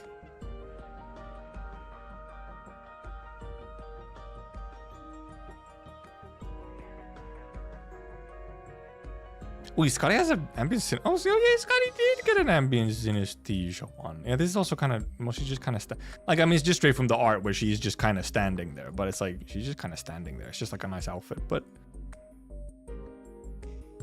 she do just kind of be standing. They are farming the Madoka fans though, yes. They don't have anything else to use money on anymore. 2k yen off the, so true. Look, 2,000 yen off. Actually, they had a surprising amount of ambient synesthesia figures, which is interesting. The Scotty Keltsit is an Exia. I guess this is... Which AS is this from? Is this supposed to be from AS? It's not Apex, that's a different person. Or a different firm. Is it this year's? I do not remember her looking like this. I got the Texas. All right, the Texas didn't come up on. It's not under ambient synesthesia tag, so it didn't come up. See, now this one has like this one looks good because it has like the extra bass and whatnot to it. So this one's kind of nice. Also, I mean, it's a little more dynamic pose. There's like, you know, movement in the pose, so it looks nicer. And also, you have like a little bit of extra bass. Just like that little bit of extra bass does such a huge amount of work compared to like just this. And this service unavailable. Uh-oh. We're killing the site. It's dead. We destroyed it. We killed it. Yeah, it has a theme name, but then not the ambient synesthesia tag. They made a lot of them, surprisingly. Okay, well, I mean, because my figure collection was down earlier as well. Now it's down again, it seems. It's fucking cooked. It's dead. If I click on anything, it's gonna die. Never mind, it didn't die. Well, this is also like an AS one. This, however, is not W from any of the AS. This is just like a...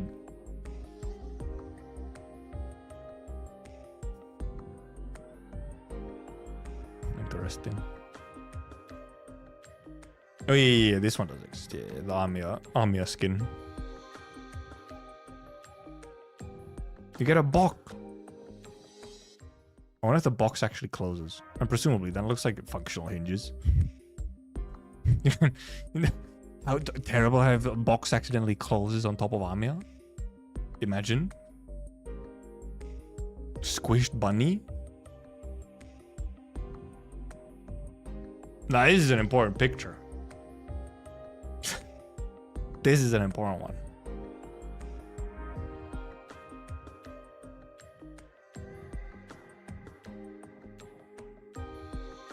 There is a lot of figures. There's a lot of it. What was it? Kind of like one of you. Kind of like.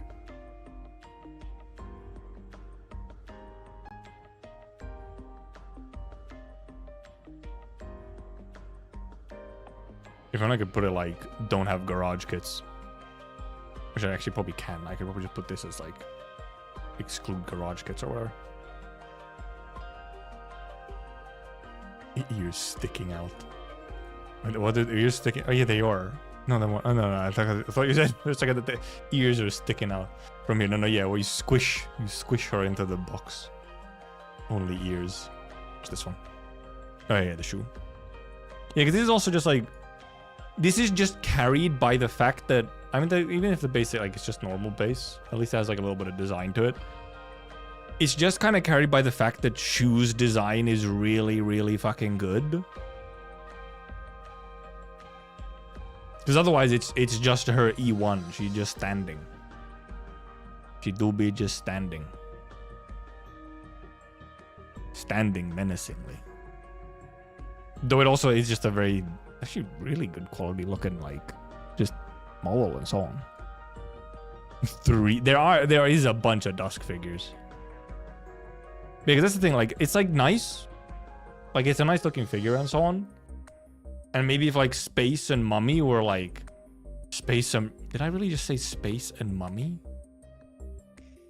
When I meant Space and Money? The fuck? I'm broken?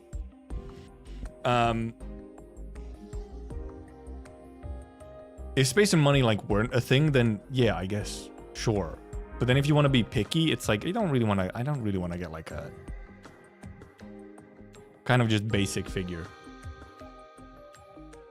Or like sort of when like the pose isn't like as interesting. Which is why I specifically waited like a bunch to buy a Lappland one as well, and why I still haven't bought a Celtic one, because it would be nicer to have a... I just prefer more dynamic poses and like compositions for figures. Let me actually find... I have one Miku figure that I really like. It's the 7th Dragon Miku. This one I actually own. This one.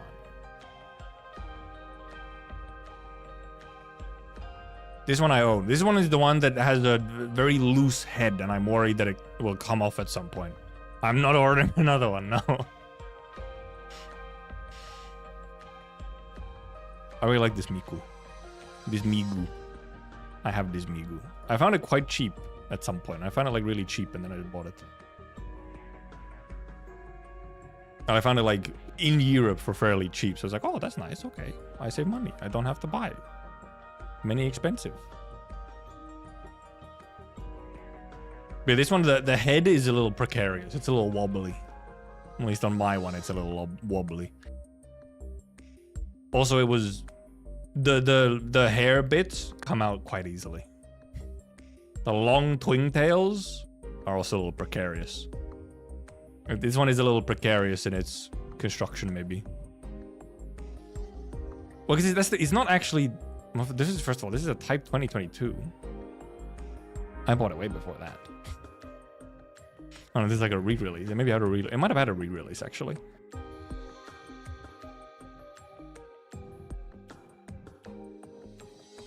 Counterfeit version of this item exists. Okay, it does seem to be cheaper these days.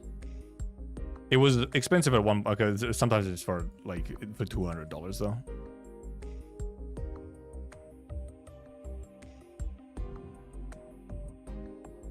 But yeah, it's very nice. I really like the pose and so on, but then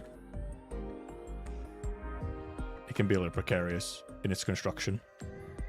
This, that looks precarious, all right. How the fuck is it connected? It's like barely, this foot is barely like connected to something.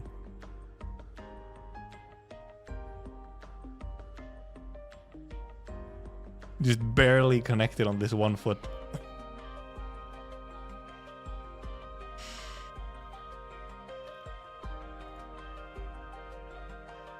Precarious indeed. What other figures do I have an inroad of Kyoko from Madoka, I think. I don't think I ever sold it off. I was supposed to sell it off at some point, but like I said, it's such a pain that I think I never did. So I probably still have that one.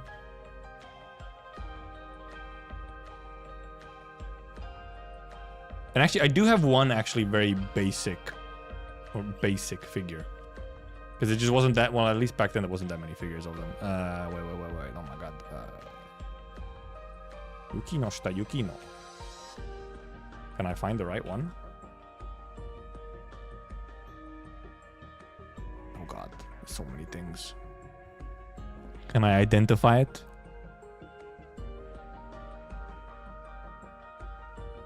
It's not this one. Is it even gonna be in here? I'm gonna have to go to like the entire Oragairu, like, or rather from here.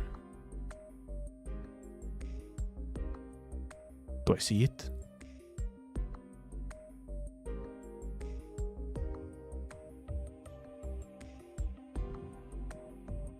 Oh, this one? The first one? Oh, it is this one, yeah. I have this one. But this indeed, I did... Clearly, this is obviously much cheaper. You can buy it for 10,000 Japanese yen these days. Oh yeah, it was a pair one. You could get a double. You could get Yuigahama as well. With like a little double. I only have Yukino though. This is like the most basic one I have. And then an Android.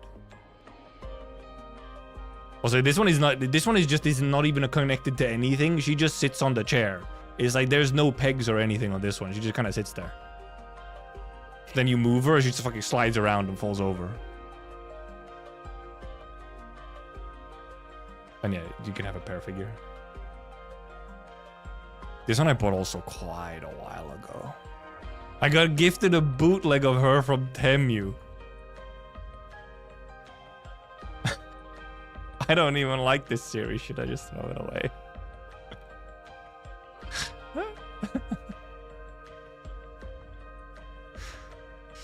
That's funny. That's funny. Oh, it's Kotobuki. Yeah. Still box cause no space. So real. Well, all my figures are box now, except the Lappland for now. And it will soon go back into box. So, you know.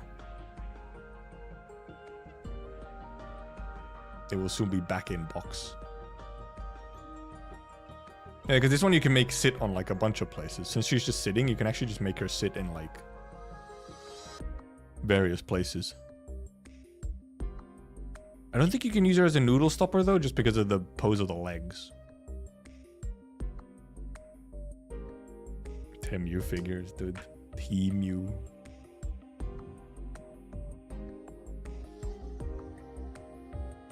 How will you admire her? I don't have a place to put her.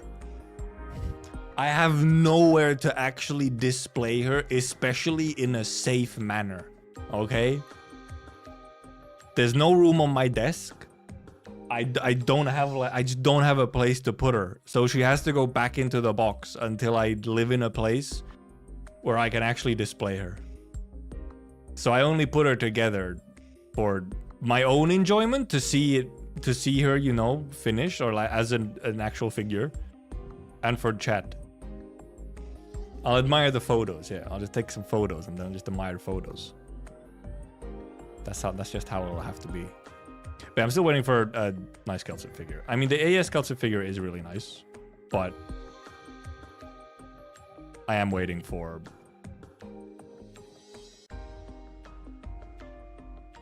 a different one. Or maybe I end up buying a monster one. Maybe we do get a monster figure before then. It's like, okay, I guess I'll buy this one instead. That is if I have the financials for it. Because, right, so I paid, in the end, I paid, you know, 400 something euros for this figure. That money,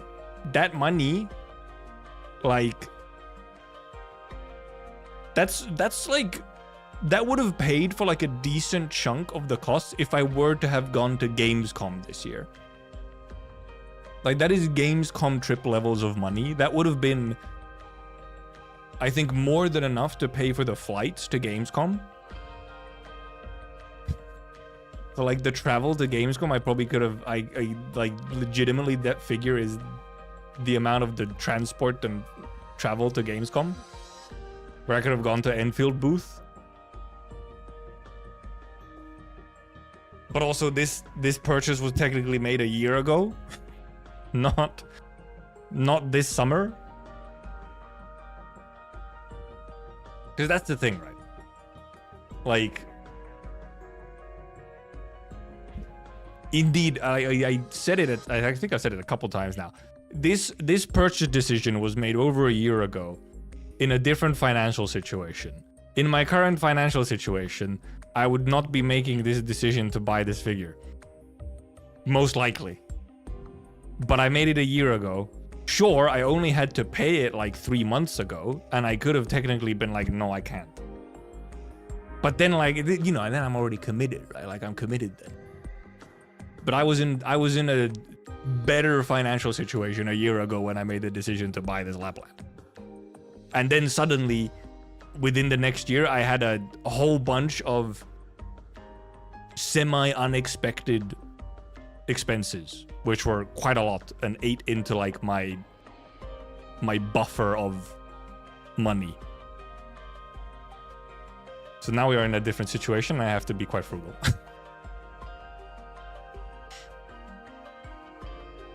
And yeah, that's also the thing, is that if I would have canceled it by the point where they're like asking for payment, then yeah, Ami also does not like that.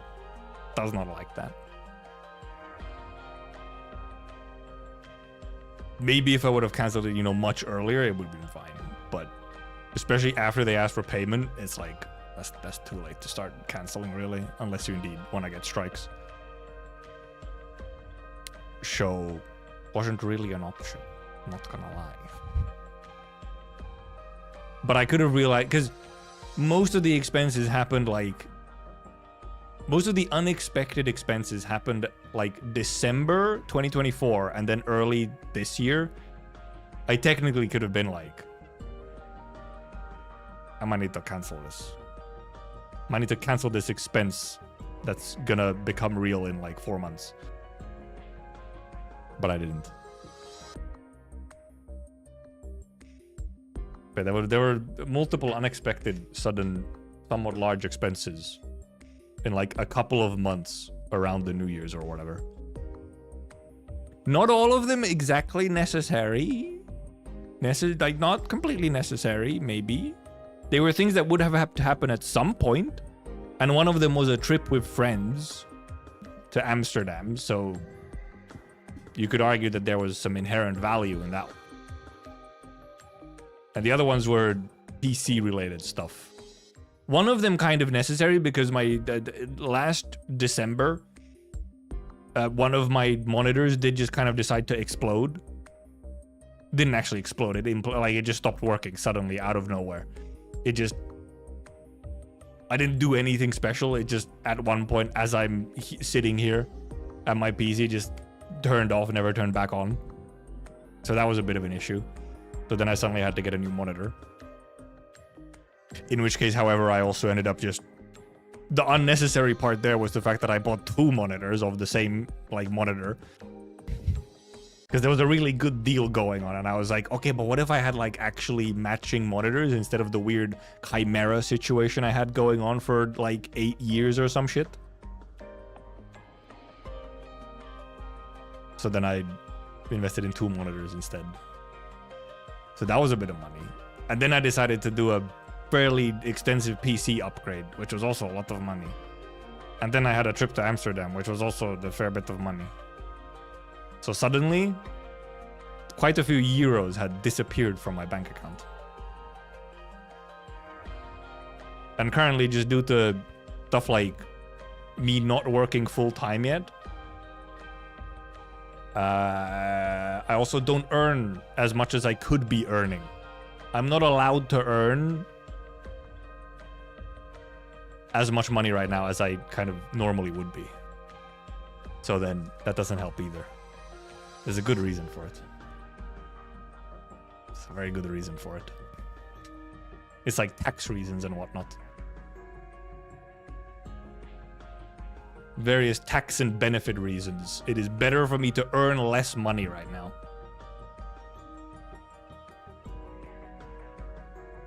That's the thing, I'm not unemployed. I'm employed, except I don't actually get paid for like all of the work I do. I'm essentially accumulating like paid overtime in a way. I am paid for less than I do currently. Because if I get paid more, it causes issues with taxes and benefits. So it's not worth it. I have to wait until I am done with uni to get paid fully, essentially. Which does not help with the financial situation. Would you be surprised? Also, they have recently just fucked over students in this country. They have recently just kind of done some changes to student benefits and stuff in a way that is just kind of fucking them over. So that's really cool. That's very awesome. I'm not as affected as bad as some others, but it does also affect me. Like, I did also just lose some of my income because they changed how some shit works and how some of the calculations work. Where does all the streamer millions you rake go in? Oh, those go into the secret account in the Cayman Islands, you know? They're my retirement fund. I can't touch those. Shaking my head. Also, I say this, but I will also say this is only a temporary, like, I don't even really want to call it like a financial stress or whatever, because like I'll be fine. Even if the worst, even if like shit went completely tits up for me, I have a support system. I have family who are willing to help me. So like, I will survive. It is very unlikely of me to not survive in some way. Watermark streamer income, Lambo money. Yeah.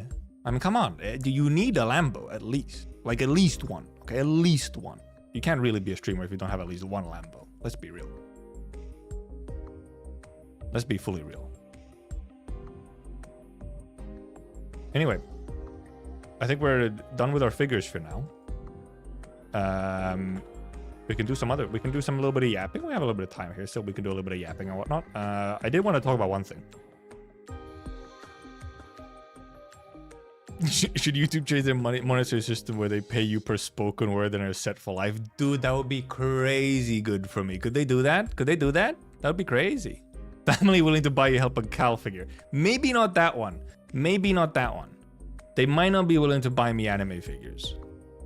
That one might be a difficult sell for them.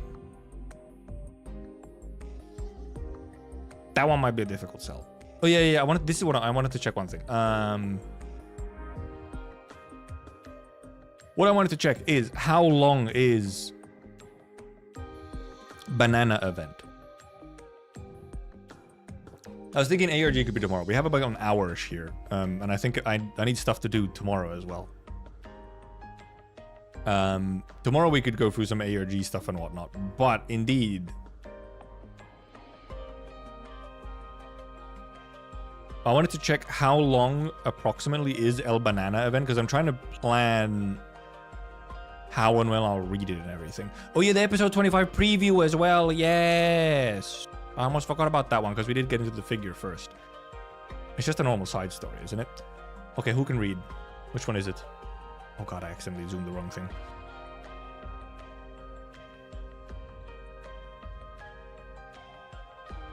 This is an English word count, but we'll just like compare it to something of similar length.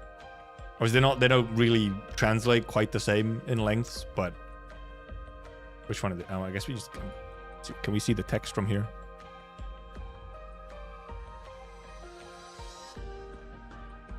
Is that our title? Or is it? No, it's here with this one, isn't it? It's this one here.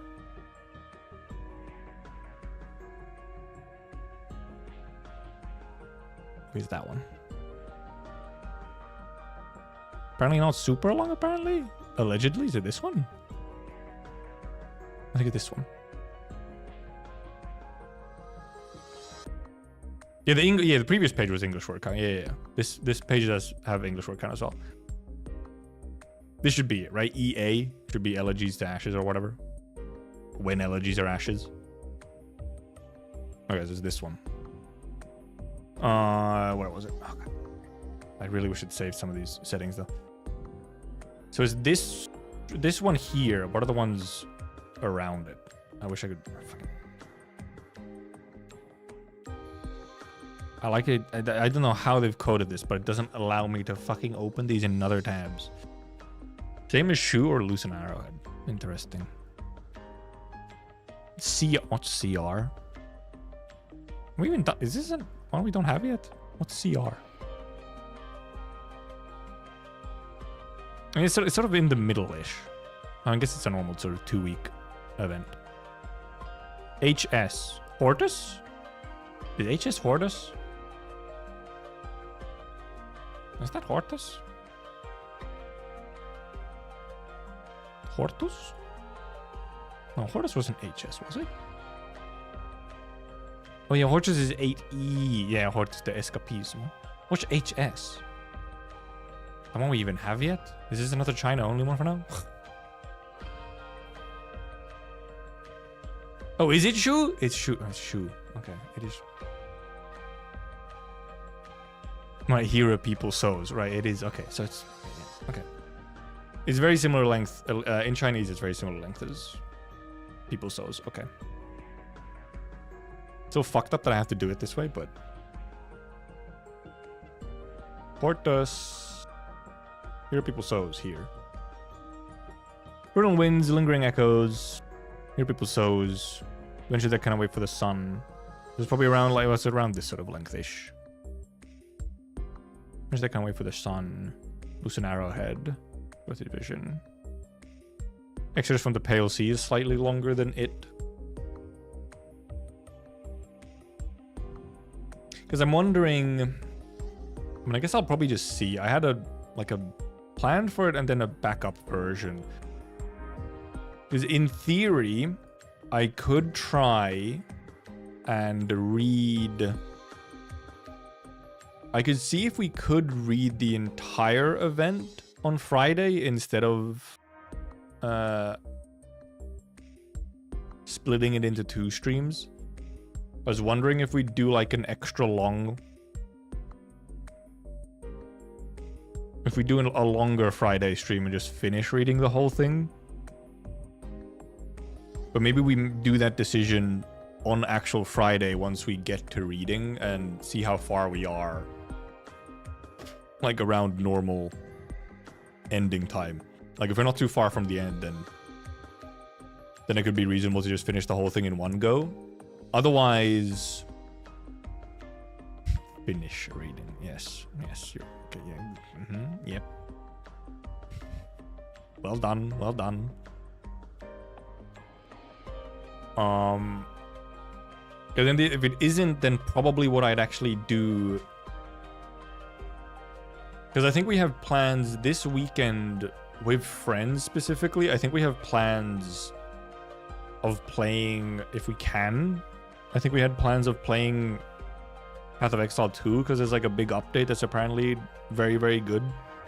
And also a free weekend, so some of the others who haven't bought it can also join. It has voiceover? What the heck? Spoilers? My god. But so if we don't finish it on Friday, because obviously Friday we'll also watch the anime episode. If we don't watch it, or if we don't finish it on Friday, which maybe we don't end up having the time to finish it on Friday, then probably what I do is I do like an kind of extra early stream on Saturday to finish reading. And then either just pivot or switch to like essentially have a second stream that day for playing with the boys, or just have an early stream and then don't stream for the rest of the day. And then if we instead finish it on Friday, then it probably would be sort of more normal stream time and probably Path of Exile on Saturday. And because then obviously there's also Limbusi event as well, which would probably then, I think I'd have to save it for next week, like Wednesday or something, probably. Because Tuesday is probably too short. Tuesday might be too short, so then I'd save it for Wednesday. Because then obviously, otherwise next week... Otherwise, there would be no issue. If next week, Thursday, wasn't also the release of Silk Song, then, you know, that's the thing. We have a deadline. I want to, like, read the Arknights event and the Limbus Intervallo and this kind of do this kind of stuff before Hollow Knight fucking blasts onto the world on Thursday next week. Because then I would want to, obviously, Friday and Saturday next week, I'd probably just want to do like long ass Silk Song streams because I want to play the game. However, which also brings into the interesting issue of, specifically for Friday next week, I obviously want to play Silk Song as well. I mean, it is Hollow Knight Silk Song. I want to play Silk Song on Friday, but also Friday is obviously the release of the Arknights Season 3 finale. So I'm just trying to think of the logistics of that. It's a little funky starting a stream, first watching Arknights episode, and then switching to Silk Song. But probably something like that is going to end up being what we do. Just because where else to fit it? Unless we indeed fit it, like I'd start with Silk Song and then watch the episode later. But it would just be easier, I think, to watch the episode first. Specifically for like scheduling, like for example, YouTube stream slots or whatever. Because on YouTube I'd probably separate the stream slots. I'd have essentially there would be like a short half an hour stream just for the episode, and then pivot to Silk Song. Probably just how I have to end up. It's a little awkward, it's a little funky, but probably how I'd have to end up doing it. So obviously this Friday, it's fine. This Friday we read as much event as we want to. Read as much Eblana event as we want to. And then watch the anime. When I play Enfield. If they let me, I would be playing it right now. What can I say? It's that simple. If they let me, I would do it right now. Instantly. But they are not letting me. They are not yet letting me. And obviously, I mean, just in general for a Eblana event, I am interested. I want to see what they do with it because, you know, I have opinions about Eblana being playable, and I really gotta see exactly what they cooked up for the justifications, if there is any.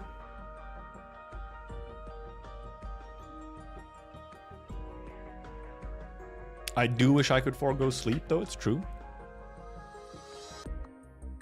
Also, it's kind of shitty timing for a bunch of this stuff, because like my uni stuff starts, like university starts again, like next Monday. It's terrible. Shaking my head. Terrible, terrible fate that has befallen us. The first week of the new school year is also like Silk Song release and shit. It's like, oh jeez, oh no, oh god, no. A terrible combination of things. And God forbid also like Enfield release on this side of the year still, like in later 2025. Also not a good combo. Also not a good combo if it happens. Micro collab launches on CN server one day before Silk Song drops. Well, but that one I don't have to care. That's easy. No problem.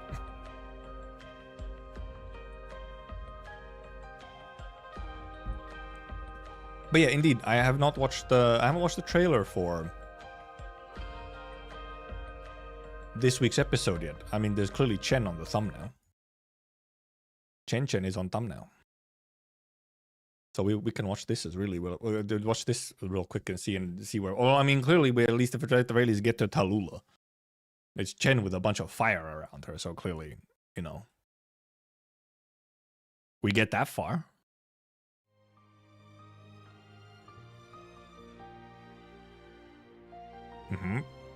Backstory. Okay, yep, that scene. Okay, so we are, okay, we're getting that scene next episode, clearly. Also the Emperor scene. Emperor! Or Emperor's Blade, rather, specifically. We get Raffles Cerulean Flame next week? We get Raffles Cerulean Flame? Okay. Is that might be where it ends. This might be like the ending scene to the episode might be Amiya pulling out the sword. Also, she takes off a finger as well. Dude, that transition is so cool. It's Tallulah's red flames first, and then it... Oh! Quilon hair. Dude, this transition is gonna go crazy. What an impact frame! I'm gonna go through this scene so many times in the actual episode. Oh, yes!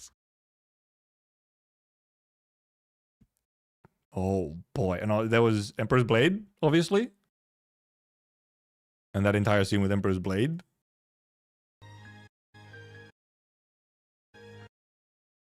Oh, this is probably right after the village burning memory. Most likely. Or at least very close. That is dead looking Tallulah. This is clearly the village burning scene. This is where shit goes wrong.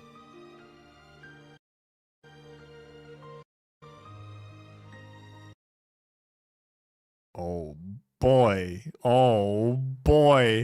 This is gonna be a doozy. I do wonder if they're gonna cut the episode right on Cerulean Flame. I do hope they do that actual, like, the match cut, essentially, of the burning, yeah. I do hope they pull that. It would be important. I mean, it would just be cinema. It would be Kino. Like, it's that simple. It would be Kino. What more can you say? It'd be Kino. So, but yeah, earlier today, completely pivoting to a completely different thing. Earlier today, if you're not aware, Do It Night Abyss is the anime gacha warframe. Except it is no longer anime gacha warframe. It is now simply anime warframe. They removed the gacha and the stamina from the game. Which is a wild fucking thing to do.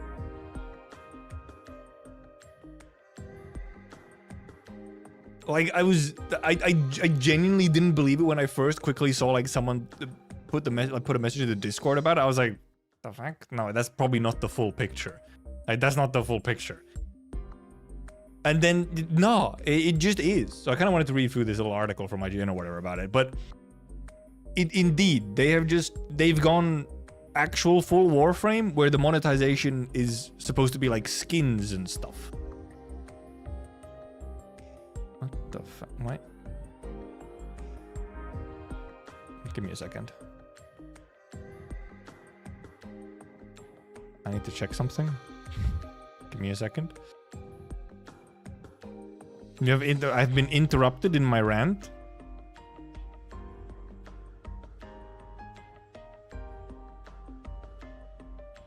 No. Give me a second. I've been interrupted. I must respond to this.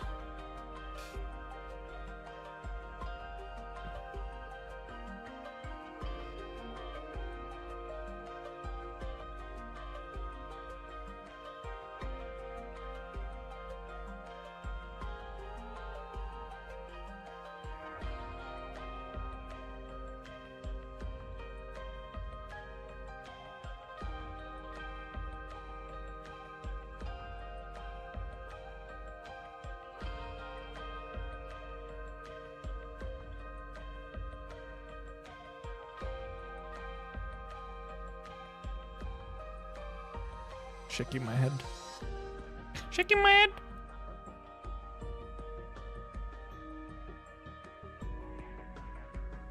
Yep.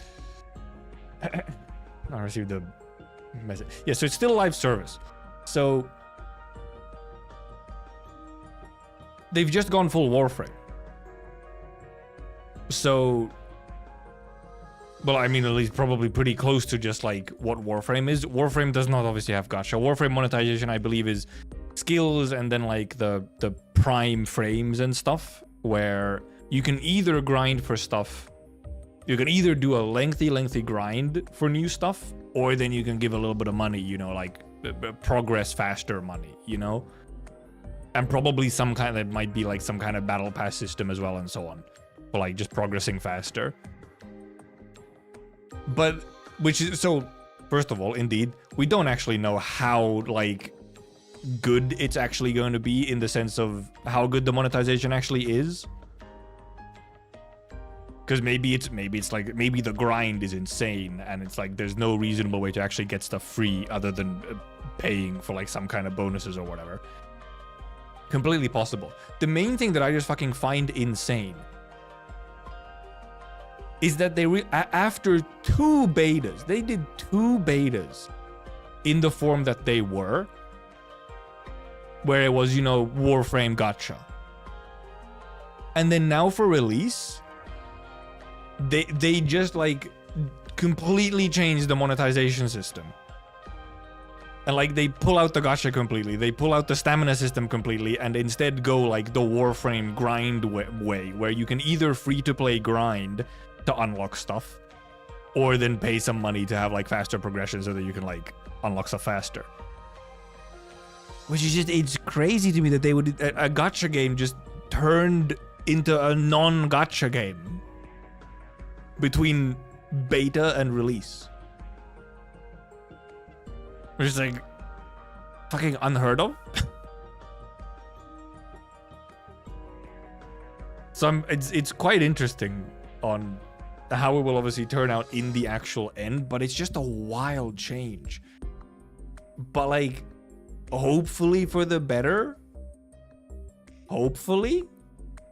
Because just based on what other people seem to comment about the game in the betas and so on, there was like this weird mismatch between like core gameplay loops and whatnot, and then the monetization system of it being a character gacha, where it was like kind of strange and weird and like it didn't really fit. And then they had like a bunch of the grindy bits of Warframe still in there, without like the core elements of Warframe where you know, free to play grind to unlock stuff. But then they still had like a bunch of the weird like grindy stuff in there, even though like it's a gacha game, which was like a mismatch in concepts. Oh, hey Zodiac, I saw you at Gamescom. Thank God. Did you enjoy it? Okay, I didn't realize you were at I didn't remember you were at Gamescom, Zodiac. I'm glad you saw my stupid face. That bit has still turned out so well. All the pictures and whatnot that I got was just so amazing, of my stupid face there with cosplayers and whatnot. And me vicariously meeting people through my dumb face. Yeah, there was a fairly few. They're pretty. How many was there? Was a good handful of AK creators over at Gamescom. Obviously, all at the infill booth. I had a lot of. I heard many good things. I do kind of wish I had been there, but it wasn't really possible for me this year. The Thonkler was at Gamescom. It's true. When the betas were not going so well, they're trying something wild now. I seemingly, yeah. Like, seemingly. Because, like, otherwise, if the betas had been, like, successful, if their feedback from the betas was, like, good, that people were cool with it, yeah, why would they have changed things? But because this is a pretty drastic change to completely change the monetization. Like, not completely. It's not suddenly a premium game. It's still a live service game. But there is a pretty big difference between a gacha monetization and some other live service monetization system. So it is a pretty huge change. And it's indeed not like they didn't do it early either. They had 2 entire betas with the gacha system, and then for launch they're like, we're changing the entire thing. In the long run, who knows how well it actually turns out, like actually how free-to-play friendly is. It might be like insanely grindy and so on, and you're pretty much expected to actually put some money in.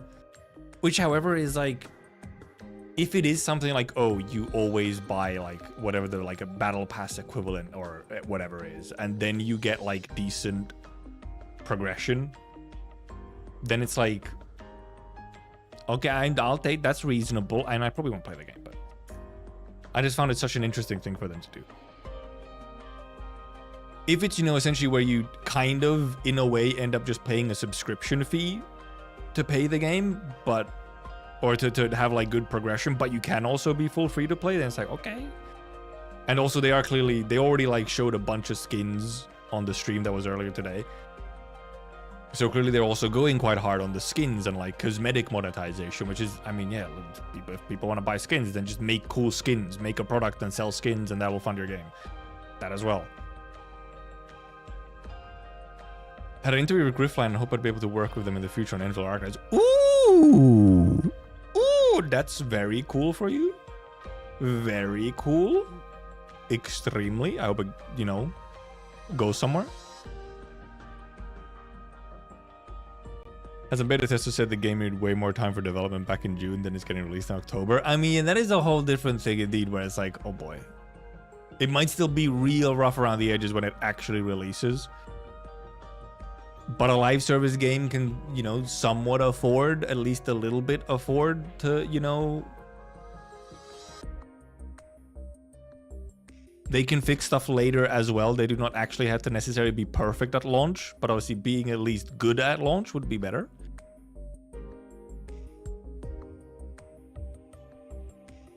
But the thing is, however, just the fact that at all that they have removed the gambling aspect from the game already makes the monetization system, you know, significantly less predatory. Just fundamentally, it is like less FOMO, less predatory than gacha. However, I also fully expect them to probably like make less money. Like if they had the same success, but as this model and a gacha model, the gacha model would probably make significantly more money. Let's be real.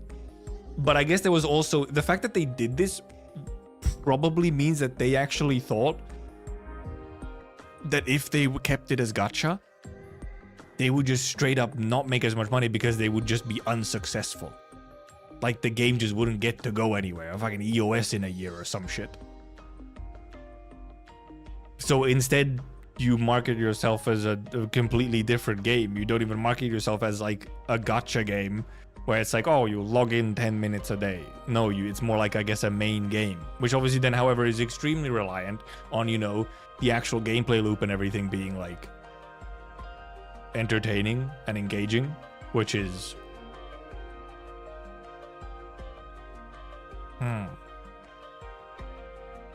because obviously it is going to be, indeed, it's going to be a lot more grindier. Probably, like, you will...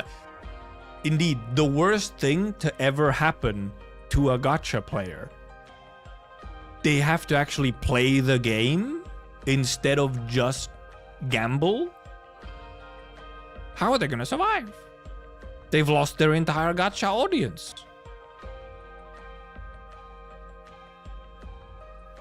So like, damn. But it's wild. I hope that it's like they actually do it quite well. Like I didn't have before this, my opinion on Doing Out of Business, someone who didn't play it and wasn't terribly interested in it, and I only really saw people shitting on it, to be honest, was like soulless, you know, gacha slop copy of Warframe or whatever, you know, like seemingly almost no positives to it, like nothing interesting or nothing that actually has value, really. Like there was like, for every single thing that it did, you had a better option, which I guess you could still say just go play Warframe instead. But now I kind of want it, because they did this change. I almost kind of want them to succeed, for them to implement a good system, and for the game to actually succeed and be successful, just so that there's like an example of like, hey, you don't necessarily need to make everything gacha. You can actually do other stuff. Like there's surprise, maybe like to the gacha audience, maybe there's actually some stuff that is like, you could appeal to kind of the similar audience, but then not do gacha. Like not have gambling in your game. That would be crazy. It's almost out of that, just out of like having like an example of like a precedent for a game doing this and being successful about it.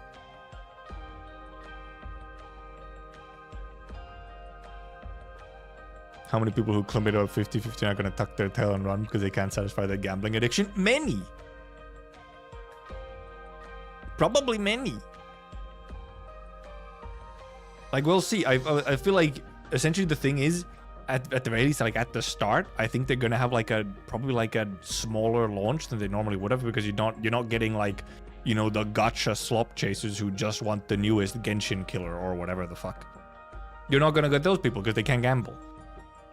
But I don't know, maybe in the long term you have like a healthier, more dedicated like player base who support you consistently instead of like just gambling.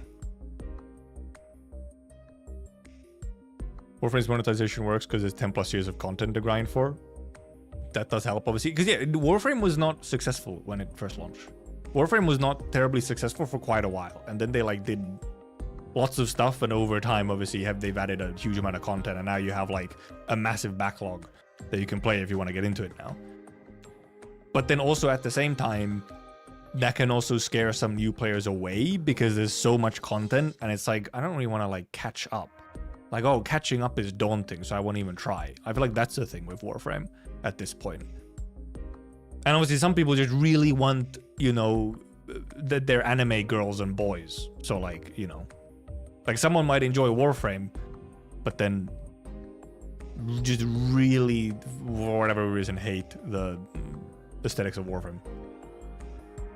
And we do have Extras as a successful mobile game as an example. Well, it was sort of successful. It wasn't the most successful. Obviously, it's also not a free game. Extras was paid, which was the weird, or like the significant part, that it was like a premium mobile game, which is at this point in these days is unheard of. Unheard of.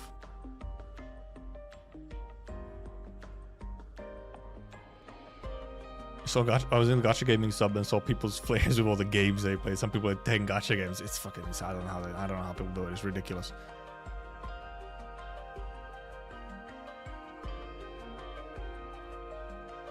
And yeah, maybe they could maybe it could indeed be like a somewhat more casual grinding game. Because obviously, and they're probably gonna do like, you know, if they still do like, you know, sort of gacha style like events and patches and so on, you know, you still might have to like, you know, it maybe doesn't have to be as grindy, but it's still like you hop in to do a couple missions every now and then, but then, and like Like, I feel like there is some way to balance the grind. It's mostly just how do they actually end up balancing the grind. Like where you can, if you want to, you can grind like a shit ton, or maybe you just do like some set of dailies, and that gets you quite far, and is a lot more manageable. And yeah, I wasn't checking out before the announcement. I'm still not going to, but good luck to them. Exactly. I mean, I don't know. Maybe. Well, maybe if I knew that if I had like time, I just don't think I'm gonna have like time or whatever. I might have even tried it out after this change. I would have been like, you know what? I'll give it a go. I just don't know if I'm actually gonna be like, have my hands free to even attempt when it launches. I think I'm just gonna be a bit swamped with other things. So, but it's such an interesting development to me. It's just so funny.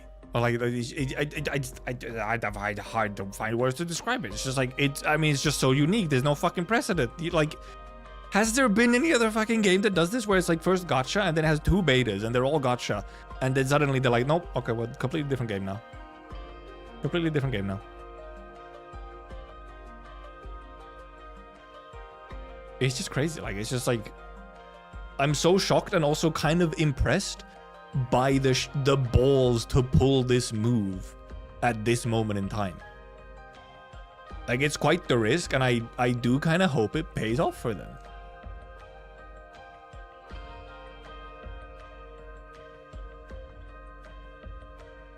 Do I actually read this thing? Maybe I actually read this. 1923. There's a dual narrative from 2 protagonists. Okay, cool.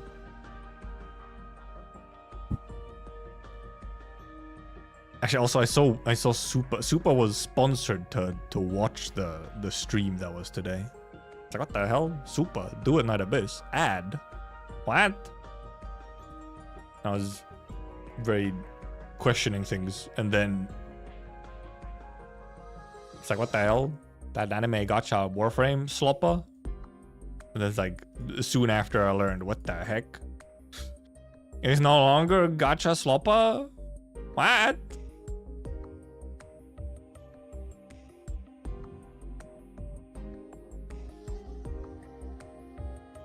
Pure enjoyable gameplay in a relaxing, stress-free environment. Maybe they are trying to make it like a casual, grindy game. I don't know. 1 technical test and 2 closed beta tests. October 28th. Let's see, maybe a little bit soon, but I guess they want to get it out. I don't know. They did also seem, I like very quickly saw some bits of the stream. They did indeed, I believe, update a bunch of the character models. And also like world as well, just the style and aesthetics of the world as well, so that they may be blended a bit better. From the tiny bit I saw that the models did seem to match a little bit better. It didn't look like there was a bunch of different characters brought from like different games. It just like looked like they're from completely different places. They're a little bit more cohesive in art.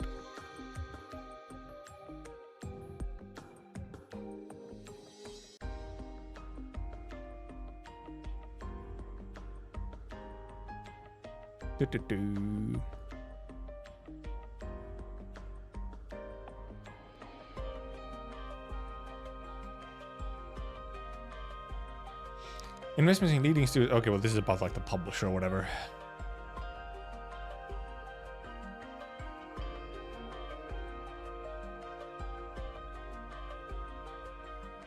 Okay, but no, apparently, okay, right. So Hero Games is like, they've supported other games and they're also some kind of publishing it, and then they kind of like made their own studio or whatever to make this, or acquired some studio to make a game for their own. Has it changed or evolved? I mean, what put my own probably. Okay, well, okay, brand like a character trailer, sure.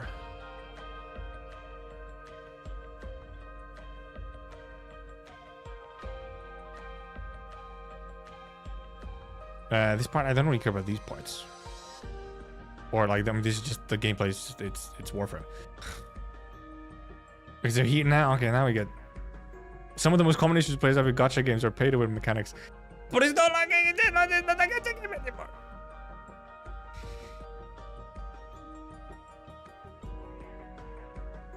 Current enemies that game market often has a reputation for grind heavy and pay to win mechanics. That's why we set it up. Sure. Mm-hmm.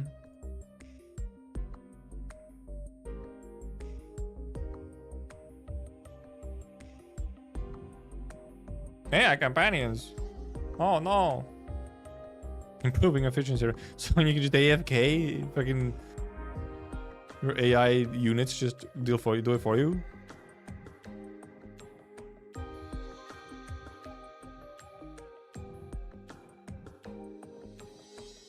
Indeed, the high quality, long term, and truly player friendly game because it's for users around the world. Monetize has to serve the gameplay experience, not compromise the fun. I mean, obviously, it's just like words. So I'm really wondering. Okay, it was driven by the choice to remove character ban and weapon star ratings was driven by extensive player feedback, and our team's commitment to creating a fairer, more sustainable progression system. May mean letting go certain short-term monetization, but I believe that over time will deepen the player engagement and trust, paving the way for healthier, more enduring investment. I mean, I literally said that maybe that, like, hopefully this is what happens to them. Is that indeed they don't get like the gambling addicts right at launch, but they'll actually slowly build a player base who actually care and will like more consistently support you. So, but what I'm wondering, I mean, okay, they say it's player feedback. So clearly both the betas are like, dude, why this gacha? Just let me grind for shit. Like, I just want anime Warframe. Like, just make anime Warframe and I'm happy. It was maybe the feedbacks that people gave. But I'm wondering if there's possibly, to some extent, there might have even been a thing of, you know, they started making the game and whatnot. And then they were like, oh, well, we're an anime style game and there's like unique characters and stuff. I guess it has to be gacha. I'm wondering if there was some part of that where it was like, maybe from somewhere higher up, even it was just like, you must make a gacha game. And then they, you know, went and they made a thing based on that. And then they did the betas, and indeed all the feedback is like, could this be not gacha? And then, I don't know, maybe then they were like, oh, maybe we should make not gacha. Or they managed to convince, you know, some decision maker to be like, everyone's saying, look, we have data here. Everyone say, please no gacha. Can we make non-gacha game? Can we make different monetization system? And then they were allowed to make a different monetization system.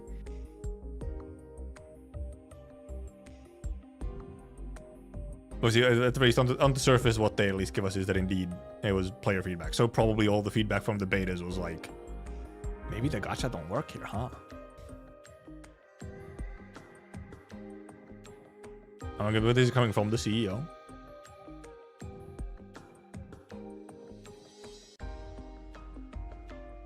From perspective, while this may mean foregoing certain quick monetization operating in the short term, then I mean the same thing. Healthier, more sustainable business model.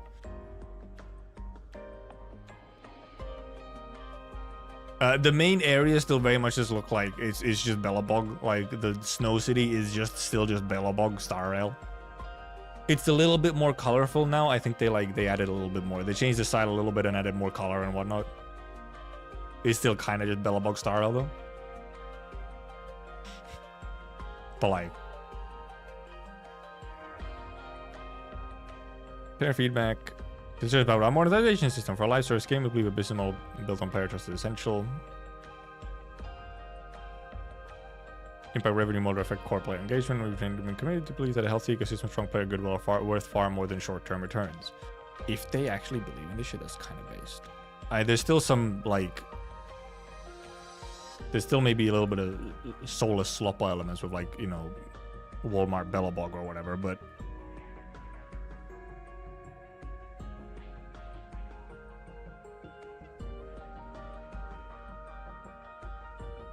characters still look like they all just teleport from the other side of the planet. No, well, I didn't see like all of them. I quickly saw some of them. They did update like a bunch of the models. They seemed a little bit more cohesive. Because they also updated what the world looks like a little bit, like just the basic designs and textures and so on of the like city itself and so on. Maybe don't clash quite as much. They might blend in a bit better. They probably did get feedback about that as well. Indeed, like, these characters don't look like they're from the same place or like to the same game. And I guess they really did just, I guess there was a lot of people who were, you know, because, you know, probably a lot of people who were into games like Warframe and whatnot tried the betas and so on, and then they were like, can we have a different monetization? Because it just feels like with the type of gameplay that they were trying to go for, it really does feel like gacha was just like not the correct monetization system. It would make not many money, but it could have ended up going so badly that the game wouldn't fucking survive. So who knows? But the full support of our leadership is here, Daniel.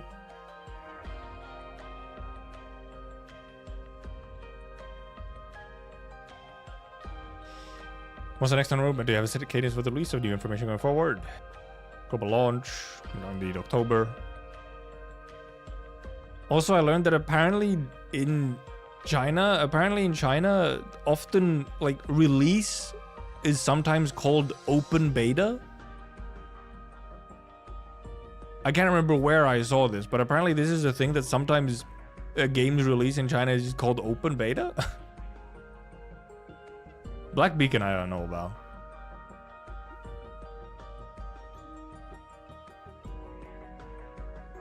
Still a lot more unicorn including traders and characters will be sharing and doing as a social channel. Stay tuned.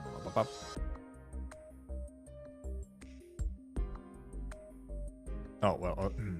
Okay, well, there's one of the concepts. The costumes, huh? Okay, I mean...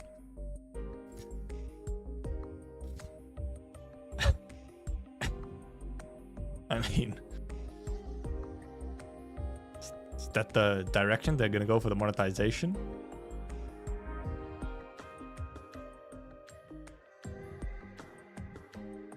Is that what you're gonna go for? There was some other costumes as well, which were maybe not quite like this, but is it gonna be a lot of this type of thing for the costumes, or like, is it gonna be horny Warframe? Actually, now that I say that, in certain circles, okay, in certain circles, Warframe is already extremely horny. Okay, people have tastes and they can be unique. Just saying.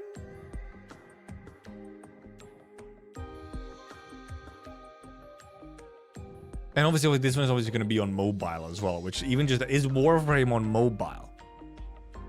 Probably not. So even just being on mobile already, you know, kind of gives them like a niche. If they have Warframe, but it's also on mobile, it's like, well, easy game, easy money.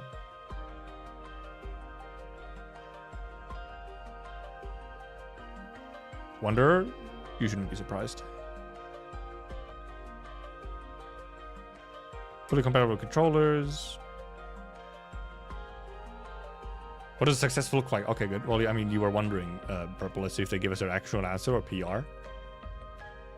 Shadow is maybe the most straightforward measure of game success. However, for me, chasing short-term gains is neither the core goal nor the main focus.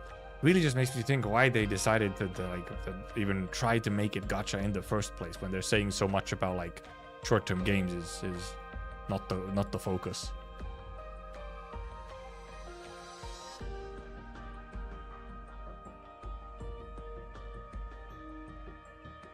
What we value is the team's continuous growth and capability accumulation throughout the process, technological iteration, innovation breakthroughs, the long-term health of the product's ecosystem, building deep, meaningful interaction with players. As long as you stay aligned with the right overarching direction, keep improving all these dimensions, the likelihood of achieving success naturally increases. Wow, wow, weeba.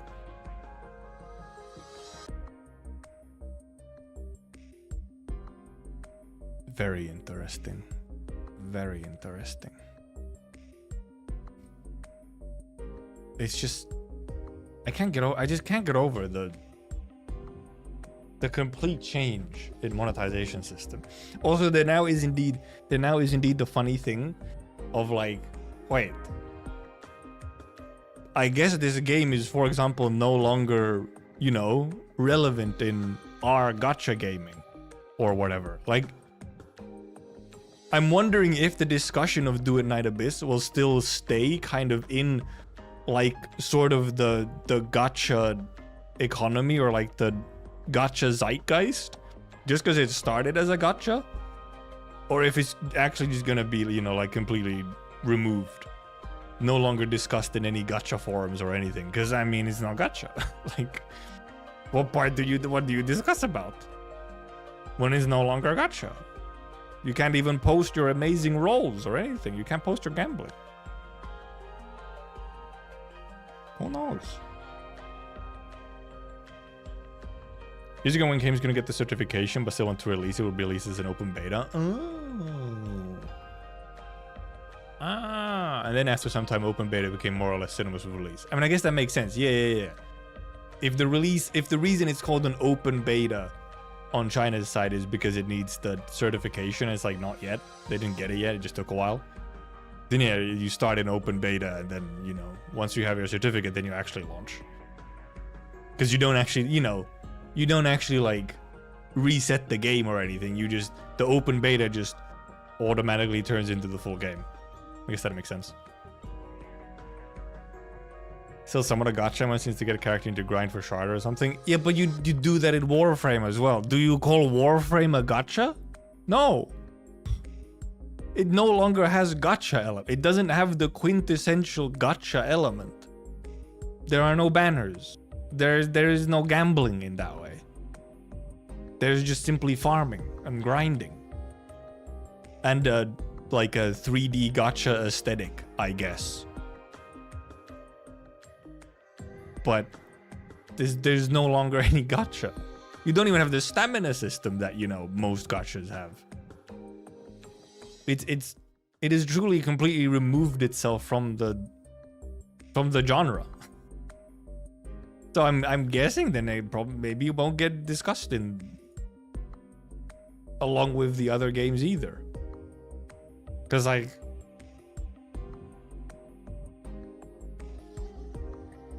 I mean, it's no longer gacha. It's just so weird. But I'm just wondering if there's gonna be like a lingering effect of, well, it was a gacha, so I guess we can talk about it along with some of these other games, even though like these comparisons don't make any more sense. It's probably not gonna be in like fucking it's not gonna be in Sensor Tower PvP because like, I mean, technically it could be, but like, why would it when it's not a gacha? Also, they posted this, and Arknights official posted. First of all, there is a concert, an orchestra concert for the television anime stuff in Singapore. So, very cool for the Singaporeans. Cookie can go to the concert. The rest of us, cooked.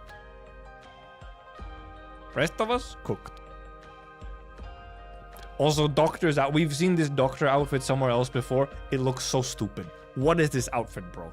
What is this outfit? What is going on? What?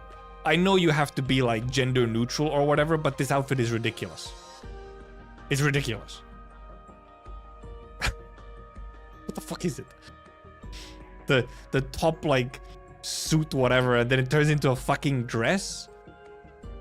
The hell am I looking at? Disastrous. Do not let them cook anymore. Whoever decided on this particular design.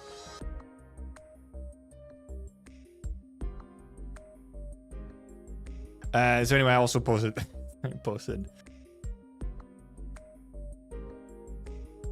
Congrats. Happy for you. Nice. Cookie was complaining AG doesn't give him anything. Well, now they got that TV anime concert at least. Not on the same wavelength, clearly. Everyone else looks all good. Doctor, however, what in the hell is going on? What is going on?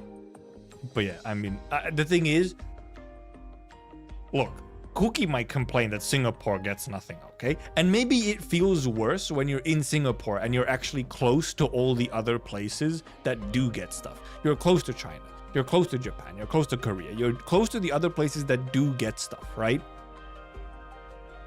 But as we can see,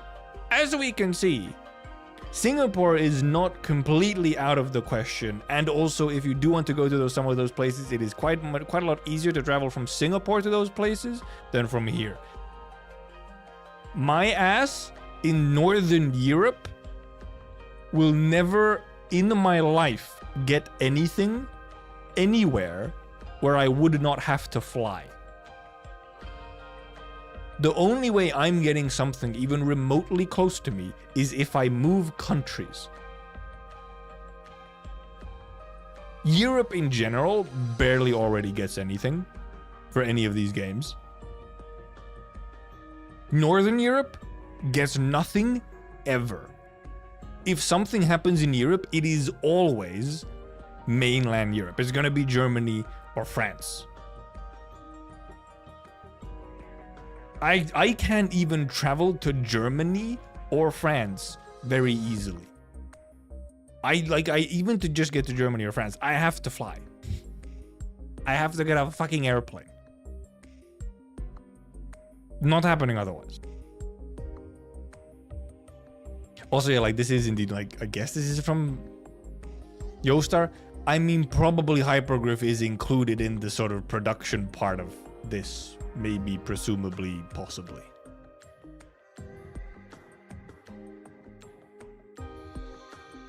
Even if, I guess, mostly it is Yostar.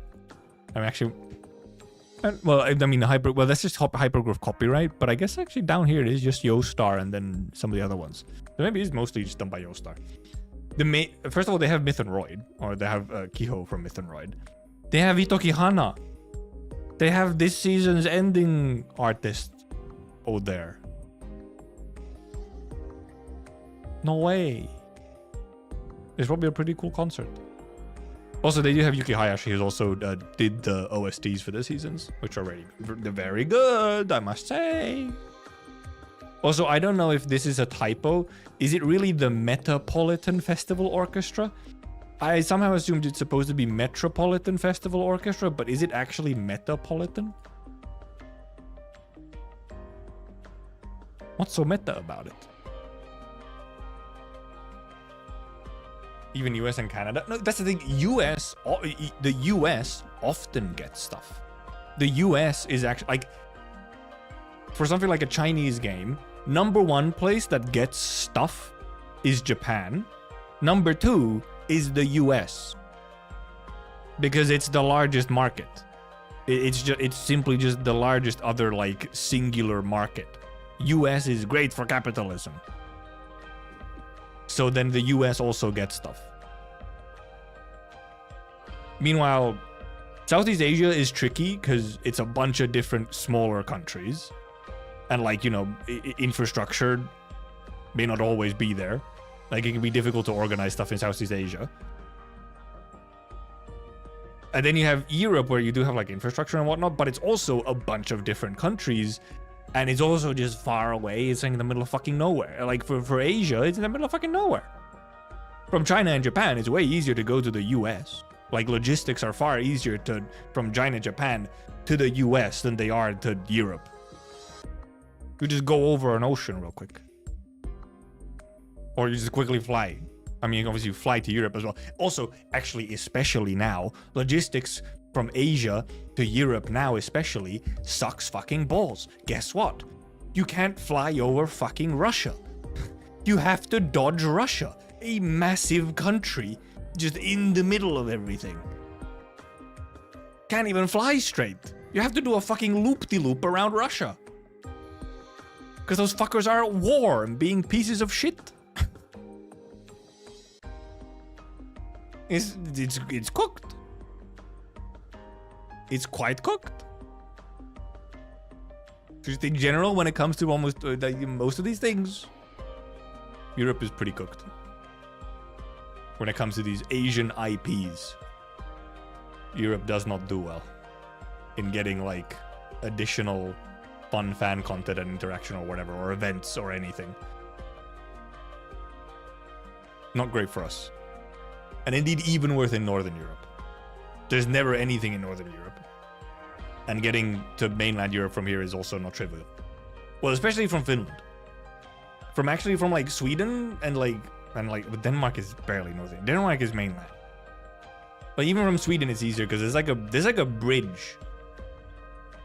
Like from Sweden you can actually like drive to mainland Europe if you want to. Like you can drive. There's like bridges that go to like there's a bridge that from Sweden goes to Denmark and then you're in mainland Europe and you can just drive.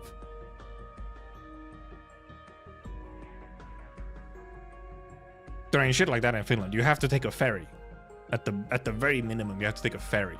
And then also just drive a whole bunch because the ferries go to like the Baltics, yeah. There are probably more anime cons in Finland than the Baltics. That's because Baltics are, the Baltics are very small. Finland does have some cons every now and then. Like we do actually have, sometimes we have a surprising amount of like cons. It's just that like, I feel like nothing is ever there. The cons exist, but like who the fuck is there? I don't ever hear like interesting guests or like activities or events at those cons. They exist. Whom's the fuck is there? No one. No one's there.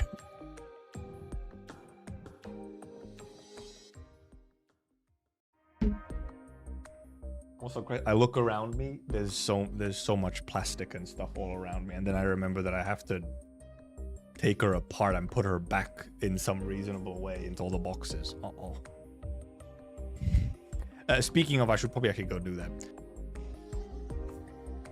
So tomorrow, I think tomorrow will pretty much be an Arknights focused day.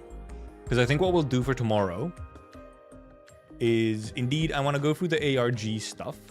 So we'll go for like ARG stuff.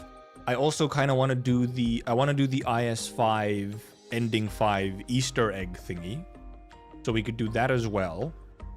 It is also last day of CC. So we could dabble in that if I want to. I can do a little bit in that if I so feel like, or if we have time. I've seen some W Plays Arknights stuff every now and then, when people post it wherever. I do not interact with W Plays at all. Or we, I don't even, is it W Plays or W Plays? Or we Plays? Yeah, there's a little Easter egg for ending 5 thing where you have like a... I call it, I feel like it's an Easter egg thingy. It's like it's a funky thing. We can go look at it tomorrow. Whiz place. And also, yeah, I guess also, yeah, last day before big old patch. There is big old patch on Thursday. But yeah, so we'll look at a bunch of Arknights stuff probably tomorrow, and then, I mean, we'll see what else we might have time for. And then indeed, Friday will be El Banana reading. Friday will be El Banana reading. Either we read the whole thing if we have the time, and it doesn't take too long, or we read most of it, then watch the anime episode, and then we finish it early Saturday, or, whatever happens. Anyway, we'll see if it is indeed the 10 gigabyte patch. Do we actually get, like, a preload of the engine update patch actually early? It's a little funky if we get it early. So we'll see if it's actually, like, the full thing. Be funky if we get it early. Then yeah, data mines would be funky. I don't look at data mines really, but... Did the maintenance actually say... I only saw the tweet from JP where it was like, it's large. I didn't see any actual number for it. But yeah, so thank you for coming, thank you for watching, thank you for chatting, thank you for lurking. I'll show the figure one more time, and then I'll leave.